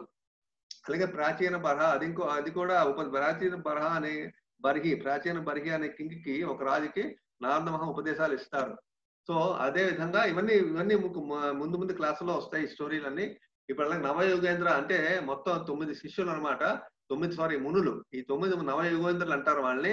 వాళ్ళు నారద మహాముని నుంచి వాళ్ళు ఉపదేశం తీసుకుంటారు. అదే మీకు 11వ కంటలో వస్తుంది ఇవన్నీ కూడా. అలా 11వ స్కందంలో. అలాగే నారద మహామునికి దక్ష ప్రజాపతి యొక్క కుమారులు 1000 మంది. వాళ్ళందరూ కూడా యాక్చువల్ గా నారద మహాముని వాళ్ళందరికీ ఉపదేశం చేసి బ్రహ్మచారుల కింద మార్చేస్తాడు ఆయన. దక్షుడికి చాలా కోపం వస్తుంది. నేను వాళ్ళందరూ కూడా దక్ష ప్రజాపతి ఏంటి, ఈ ప్రపంచంలో ఈ యొక్క సంతానాన్ని వృద్ధి చేయడం, అది దక్ష ప్రజాపతి యొక్క మెయిన్ వర్క్, మెయిన్ ఆయనకి డ్యూటీ. అది 1000 మంది కుమారులకి అంటాడు ఆయన సంతానాన్ని వృద్ధి చేయడానికి వాళ్ళ చేత. వాళ్ళందరూ కూడా నారద మహాముని వలన వాళ్ళందరూ పూర్తిగా బ్రహ్మచారులు అయిపోతారు. అప్పుడు నారద మహామునికి ఆయన దక్ష ప్రజాపతి శాపం ఇస్తాడు ఆయన, నా కుమారులందరినీ నువ్వు మార్చేసావు కాబట్టి నువ్వు ఎప్పుడు అలా అన్ని చోట్ల తిరుగుతూనే ఉంటున్నావు, ఎక్కడ నిలకడ ఒక చోట ఉండవని. అలాగే నారద మహాన్ ఎప్పుడు అన్ని లోకాలు తిరుగుతూ ఉంటారు ఆయన. అలాగే ఇంకోసారి ఈ ఫోటోలో ఉన్నది కంస మహారాజ్. కంసుడు నారదుడు యొక్క కలవడం, మీటింగ్, డిస్కషన్ 10వ స్కందంలో ఉంటాయి. అలాగే నారద మహాముని వాల్మీకి గురించి కూడా మనకు తెలుస్తుంది. వాల్మీకి మహర్షి ముందు ఆయన ఒక వేటగారు, ఆ వేటగాడు వాల్మీకి ఎలా మారాడో ఆ పాఠం కూడా మనకు రామాయణంలో అంటే వాల్మీకి చరిత్రలో తెలుస్తుంది. అలాగే నల్లకువర మణిగ్రీవ, ఇది చాలా ఇంపార్టెంట్ లెసన్. మనకి దామోదర మాసంలో ఈ ఈ లీల మనం అంతకుముందు చెప్పుకున్నాం. ఈ యొక్క లీల గురించి మనమే ఈ లీల చెప్పుకున్నాం అంటే, ఈ లీల అనేది మనం దానిలో శ్రీకృష్ణ భగవానుడి నల్లకువర మణిగ్రీవ వీళ్ళిద్దరూ కూడా కుబేరుల యొక్క కుమారులు. ఎప్పుడైతే తప్ప తాగి స్త్రీలతో బట్టలు లేకుండా ఎప్పుడైతే మందాకిని నదిలో అలా వీళ్ళిద్దరు జలకాలంటే అదే స్త్రీలతో జలకాలు ఆడుతూ ఉంటే, నారద మహాముని ఒకసారి ఆ దారిలో వస్తున్నప్పుడు ఈ నలుగురిని చూస్తారు. చూస్తూ ఉంటే ఎప్పుడైతే వీళ్ళు నలుగురు ఎప్పుడైతే ఆ స్త్రీలు ఇద్దరు కూడా ఎప్పుడైతే నారద మహాముని దూరంగా వస్తున్నారో, ఇమీడియట్ గా వాళ్ళిద్దరు కూడా బయటకు వచ్చి బట్టలు వేసుకుంటారు ఈ స్త్రీలు ఇద్దరు. కాకపోతే ఈ యొక్క కుమారులు మాత్రం బట్టలు వేసుకుంటే వాళ్ళకి ఆ మత్తులో ఉంటారు కదా, వాళ్ళకి తెలియదు ఏం చేస్తున్నారో, వాళ్ళకి చుట్టూ ఏముందో కూడా తెలియదు. అలాంటి పరిస్థితుల్లో ఉండడం వల్ల మీరు చెట్లులాగా వృక్షాలకి చలనం ఉండదు. అలాగే వాళ్ళ కాన్షియస్నెస్ ఉండొచ్చు, చేతనత్వం ఉండదు వృక్షాలకి. అందువల్ల మీరు వృక్షాల్లాగా ఎటువంటి చలనం, ఎటువంటి చుట్టుపక్కల ఏం జరుగుతుందో కూడా తెలియట్లేదు మీకు, అంత మత్తుగా ఉన్నారు, వృక్షాలకి మీరు అయిపోండి అని చెప్పి శాపం ఇస్తారు. అలాంటి అంటే ఏంటంటే దాని అర్థం, దాని గురించి మనకి ఏం అర్థమైందంటే ఈ లీలలోని, మనం ఎప్పుడు కూడా మనుషులైన తర్వాత మనం కింద జంతువుల్లాగా వృక్షాలాగా మనం బిహేవ్ చేయకూడదు. జంతువులు వృక్షాలు కూడా అలాగే వాటికి ఒక రూల్స్ రెగ్యులేషన్స్ ఏమి ఉండవు. జంతువులకి రూల్స్ రెగ్యులేషన్స్ ఉంటాయి, వాళ్ళకి నియమ నిబంధనలు ఏముండవు. అలా నియమ నిబంధనలు లేకుండా బతికితే మనం ఈ యొక్క మానవ జన్మకి అది మంచిది కాదు, సరైనది కాదు, మనం అనుభవించాల్సి దానికి రిజల్ట్ ఉంటుంది. అందువల్ల నియమ నిబంధనలతో గడిపితేనే మానవ జన్మ. నియమ నిబంధనలు లేకుండా గడిపితే అదేమవుతుంది, జంతువులకు జన్మ అవుతుంది. అందుకే నియమ నిబంధనలు, అందుకే మనకెందుకు ఈ ఒక వైదిక సాంప్రదాయం మనకి నియమ నిబంధనలు పెట్టింది. మనం చేయవలసిన పనులు, చేయకూడని పనులు, ఎలా జీవించాలి, ఎలా బతకాలి, అందరికి ఏది బోధించాలి, నియమ నిబంధనలు మానవ జన్మలో ఉంటాయి. జంతువుల జన్మలో, మిగతా జన్మలో ఉండవే. వాళ్ళకి నియమ నిబంధనలు వాళ్ళకి తెలియవు. మనం అవి పాటించకుండా మనం ఉంటే మనం జంతువులు అయిపోతాం. అలాగే ఇక్కడ కూడా అదే జరిగింది ఈ స్టోరీలో. సో ఈ విధంగా ఎన్నో రాక్షసులకి, ఎంతో మంది దేవతలకి, ఎంతో మంది భక్తులకి, అలాగే నారద మహాముని యొక్క ప్రహ్లాదుడు, ధ్రువుడు, అలాగే మీకు భాగవతంలో చాలా చోట్ల యుధిష్ఠిర మహారాజు, వ్యాసదేవుడు, అలాగే మీకు మనకి ఎవరు 10వ స్కంధంలో వస్తుంది. యాక్చువల్ గా నారద మహాముని వసుదేవుడికి కూడా ఉపదేశం చేస్తాడు, యుధిష్ఠిర మహారాజు ఉపదేశం చేస్తాడు. అలాగే హిరణ్యకశిపుడి దగ్గర కూడా వాళ్ళు అనే చెప్తాడు. అలాగే చాలా మంది అన్నమాట, వీళ్ళందరూ కూడా నారద మహాముని యొక్క అనుచరులే. నారద మహాముని లీలలు చాలా ఉన్నాయి. సో ఈ విధంగా నారద మహాముని గురించి మనం కొంచెం విషయం తెలుసుకున్నాం ఈ రోజు ఈ సెషన్ లో. భగవంతుని వ్యక్తిత్వం యొక్క కార్యకలాపాలను కీర్తి నారద మహాముని అన్ని కీర్తి మరియు విజయం మరియు అలా చేయడం అతను ఆనందం పొందాడు. ఈ విధంగా భగవంతుని ఎప్పుడు ఆయన విపరీతంగా ఎప్పుడు ఆయన గానం చేస్తూ ఉండాలి, ఆనందంగా ఉంటాడు ఆయన. ఉంటూ ఈ విశ్వంలో ఉన్న వాళ్ళందరినీ కూడా ఏ విధంగా మనం ముక్తిని వాళ్ళకి దారిని చూపించాలి, మార్గాన్ని చూపించాలని ఆయన ఎప్పుడూ ఆలోచిస్తూ, అందరినీ కూడా ఏ విధంగా నేను భగవంతుని మార్గంలో పెట్టాలని ఆలోచిస్తూ ఉంటాడు నారద మహాముని ఎప్పుడు కూడా. సో ఆ నారద మహాముని యొక్క కీర్తి ప్రతిష్టలు మనం చెప్పుకుంటున్నాం. ఆయన యొక్క బ్రహ్మచారి అనమాట. ఆయన బ్రహ్మచారి, ఆయన చాలా పర్ఫెక్ట్ అనమాట, చాలా ప్రాపర్ సరి అయిన బ్రహ్మచార్యం అని గడుపుతారు. అలాగే భక్తికి చాలా గొప్ప చిహ్నం అంటే నారద మహాముని అనమాట. అందుకే ఏంటంటే భక్తి యొక్క చిహ్నం ఎవరు, ఈ సృష్టిలోనే భక్తికి చిహ్నం నారద మహాముని అనమాట. అలాగే భగవంతుడు కూడా భగవద్గీతలో చెప్తాడు, సాధువులోనే నారదుణ్ణి అని చెప్తాడు అనమాట. అలాగే నారదు కూడా ఒక అసలైన ఆధ్యాత్మ గురువు అంటారు. అలాగే నారద మహాముని జపించే కీర్తనలు కృష్ణునికి భిన్నంగా నారద మహామునికి మనకి ఏం ఉపదేశాలు చేస్తారో కృష్ణుడు కూడా అదే ఉపదేశాలు. నారద మహాముని ఉపదేశాలకి కృష్ణ ఉపదేశాలకి మనకి తేడా ఉండదు. అందుకే భగవద్గీత భాగవతం దేనికి తేడా ఉండదు, అంతా ఒకటే. అంటే ఉపదేశం అన్ని చోట్ల ఒకటే ఉంటుంది అనమాట. నారదుడు అంటే కృష్ణుడు ఉన్నట్టే లెక్క, నారాయణుడు ఉన్నట్టే లెక్క. నారదుడు మనతో ఉంటే అంటే నారద ఉపదేశాలు మనం పాటిస్తున్నాం అంటే నారాయణ ఉపదేశాలు మనం పాటిస్తున్నట్టు లెక్క అనమాట. సో దీన్ని బట్టి మన జీవితంలో ఏం నేర్చుకున్నాం అంటే, మనం ఎప్పుడైతే ఒక ఎగ్జాంపుల్ అనమాట, ఇప్పుడు మనం ఒక ఐరన్ రాడ్ తీసుకుని ఒక అగ్నిలో పెడితే ఏమవుతుంది, కొంతసేపటికి ఐరన్ రాడ్ ఎర్రగా అయిపోతుంది. అంటే ఏంటి? అలాంటి ఐరన్ రాడ్ ఎర్రగా అయిపోతుంది అగ్నిలాగా. ఇప్పుడు మనకి స్టీల్ ప్లాంట్ ఒకటి ఉంది కదా! Steel plant. అలాంటి స్టీల్ ప్లాంట్‌కెళ్ళి మనం చూసామనుకోండి, ఆ కంపెనీకెళ్ళి మనం చూస్తే తెలుస్తుంది. ఈ ఉక్కు, ఐరన్, ఇనుము కూడా మా మా ఫర్నేసుల్లో పెట్టి మండిస్తూ ఉంటారు. ఆ మంటల వల్ల చూస్తే ఎర్రగా మంటలాగే కనబడుతుందది మనకి.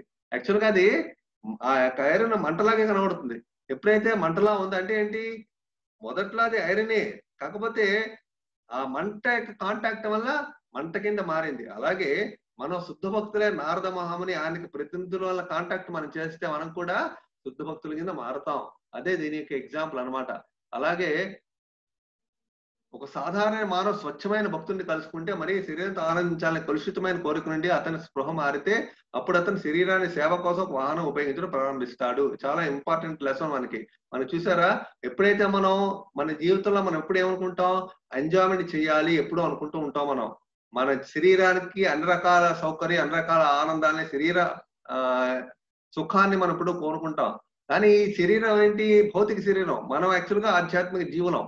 ఈ శరీరానికే మనం సుఖాన్ని కోరుకుంటున్నాం తప్పించి, ఆనందించాలని మనం యాక్చువల్‌గా ఈ శరీరంలో కూర్చున్న జీవులం మనం. ఈ జీవుడికి అనేది మనం ఎప్పుడైతే మనం ఆనందాన్ని కల్పించామో అప్పుడే మనం ఆనందంగా ఉండగలం. శరీరం సుఖం వల్ల ఈ సుఖం ఇవాళ ఉంటుంది రేపు పోతుంది. మళ్ళీ రేపు దుఃఖం వస్తుంది శరీరానికి. అంటే ఏంటి? ఇవాళ బావుంటాం రేపు మళ్ళీ ఏదో వ్యాధొస్తుంది. వ్యాధొచ్చి ఆరోగ్యం పాడైపోతుంది. అది దానివల్ల శరీరం అది భౌతిక మెటీరియల్ అన్నమాట. అందువల్ల ఇలాంటిది కాకుండా మన జీవుడికి ఆనందాన్ని ఇచ్చేది మనం చూడాలి. అప్పుడైతే మన జీవితాన్ని ఆనందానికి మన జీవుడికి ఆనందాన్ని ఇస్తామో అప్పుడే మనకి ఆనంద సంతృప్తి అనేది కలుగుతుంది. మరి జీవుడికి ఆనందాన్ని ఇవ్వాలంటే ఏం చేయాలి? ఈ శరీరాన్ని జీవుడికి ఆనందాన్ని ఇచ్చే మార్గంలో ఉపయోగించాలి. ఆ మార్గం ఏంటి? భగవంతునికి పొందే మార్గం. అప్పుడు శరీరం ఒక వాహనంగా ఉపయోగపడుతుంది. అంటే ఏంటి? మనం ఇక్కడి నుంచి ఒక చోటికి వెళ్ళాలంటే ఒక వాహనం తీసుకువెళ్తాం. యాక్చువల్‌గా మన పర్పస్ ఏంటి? అక్కడికి వెళ్ళడం పర్పస్. మనకి మెయిన్ పనేంటి? అక్కడికి వెళ్ళాలనేది మెయిన్ పాయింట్. దానికి శరీరం వాహనం కింద తయారవుతుంది అంతే. అలాగే ఈ విధంగానే మనం ఇప్పుడు ఈ భక్తి మార్గంలో వెళ్తే జీవుడు సంతృప్తి పొందుతాడు. ఆ భక్తి మార్గంలో ఈ శరీరం ఉంటేగా మనం వెళ్ళగలం. శరీరం ఒక వాహనం కింద, ఒక పనిముట్టు కింద మనం ఉపయోగిస్తాం. అందుకేంటంటే ఈ శరీరం అనేది అందరికి కూడా ఎంజాయ్ చేయడానికి కాదు, భగవంతునికి సేవ కోసం ఉపయోగించాలని మనకు అది తెలుస్తుందన్నమాట. సో ఈ విధంగా ఈ ప్రపంచంలో 500 సంవత్సరాల ముందు భూలోకంలో ఈ యొక్క భాగవత సందేశాన్ని, భగవద్గీత సందేశాన్ని, భాగవతాన్ని పూర్తిగా ఈ ఇండియా అంతా ప్రచారం చేసిందే శ్రీకృష్ణ చైతన్య మహాప్రభు అన్నమాట. శ్రీకృష్ణ చైతన్య ప్రభు నిత్యానంద శ్రీ అద్వైత గదాధర శ్రీవాసాది గౌరవ భక్త బృంద. ఆయన యొక్క చైతన్య మహాప్రభు కరుణ వల్లే ఈనాడు మనం భాగవతాన్ని మనం చెప్పుకుంటున్నాం అంటే చైతన్య మహాప్రభు యొక్క ప్లాన్. ముందు కాలంలో భాగవత సందేశం ప్రపంచం మొత్తం వెళ్తుంది అని ఆయన ముందు భవిష్యత్తు ఏం జరగబోతుందో చెప్పారాయన. చైతన్య మహాప్రభు కోరుకున్నారు. అందుకే ఇప్పుడు జరిగింది ఈ భాగవత ప్రపంచం అంతా ఇప్పుడు విస్తరిస్తోంది. అందువల్ల చైతన్య మహాప్రభు యొక్క కరుణ అందరికీ ప్రపంచం అంతా ఉంది ఇప్పుడు. అందుకే చైతన్య మహాప్రభు, నిత్యానంద ప్రభు, అలాగే అద్వైతాచార్య, గదాధర పండిత్, శ్రీవాస. అంటే ఏంటి? ఇప్పుడు మొత్తం మనం చూస్తే 5 పర్సనాలిటీస్ పైన మీరు రోజు జపం చేస్తున్నారు. ఆ జపం చేసినప్పుడు మీరు ఈ మంత్రం చదువుతారు కదా!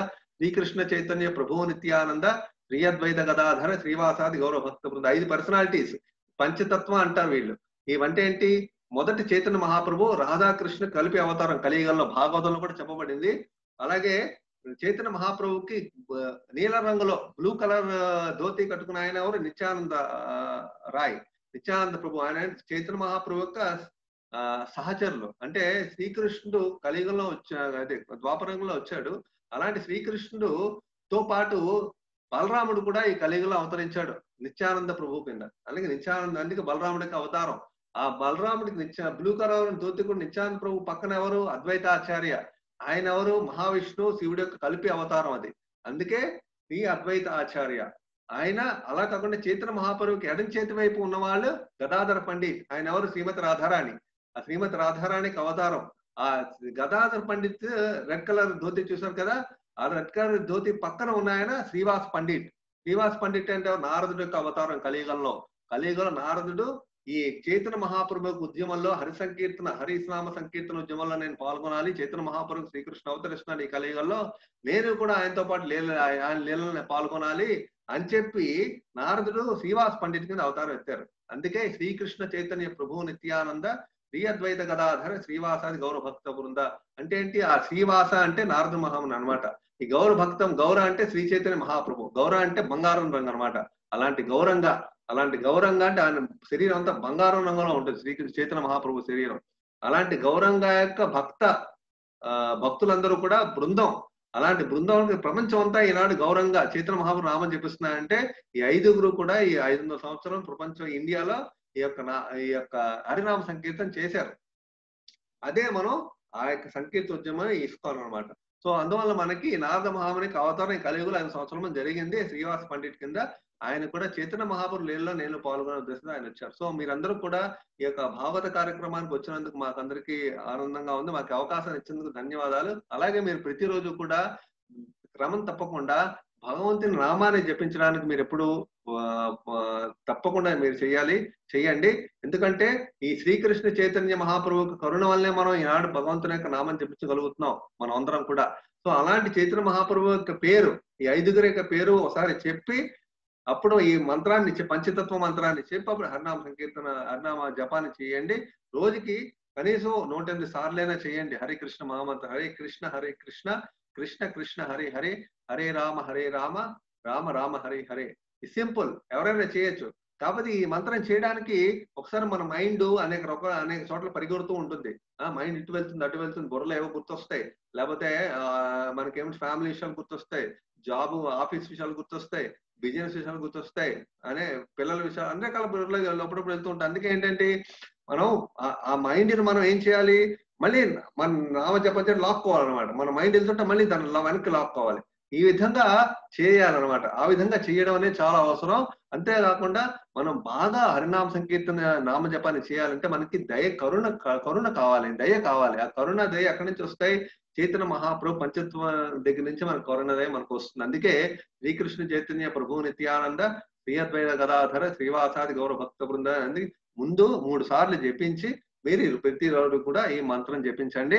ఎవరు కూడా చైతన్య మహాప్రభు పంచతత్వం చెప్పింది కూడా చెప్పద్దు. ముందు చెప్పి మనకేసి తప్పులు చేసినా సరే చైతన్య మహాప్రభు నిత్యానంద ప్రభు మనల్ని వెంటనే మనని క్షమించేస్తారు. అది అడ్వాంటేజ్ ఈ మంత్రం చేయడంలో.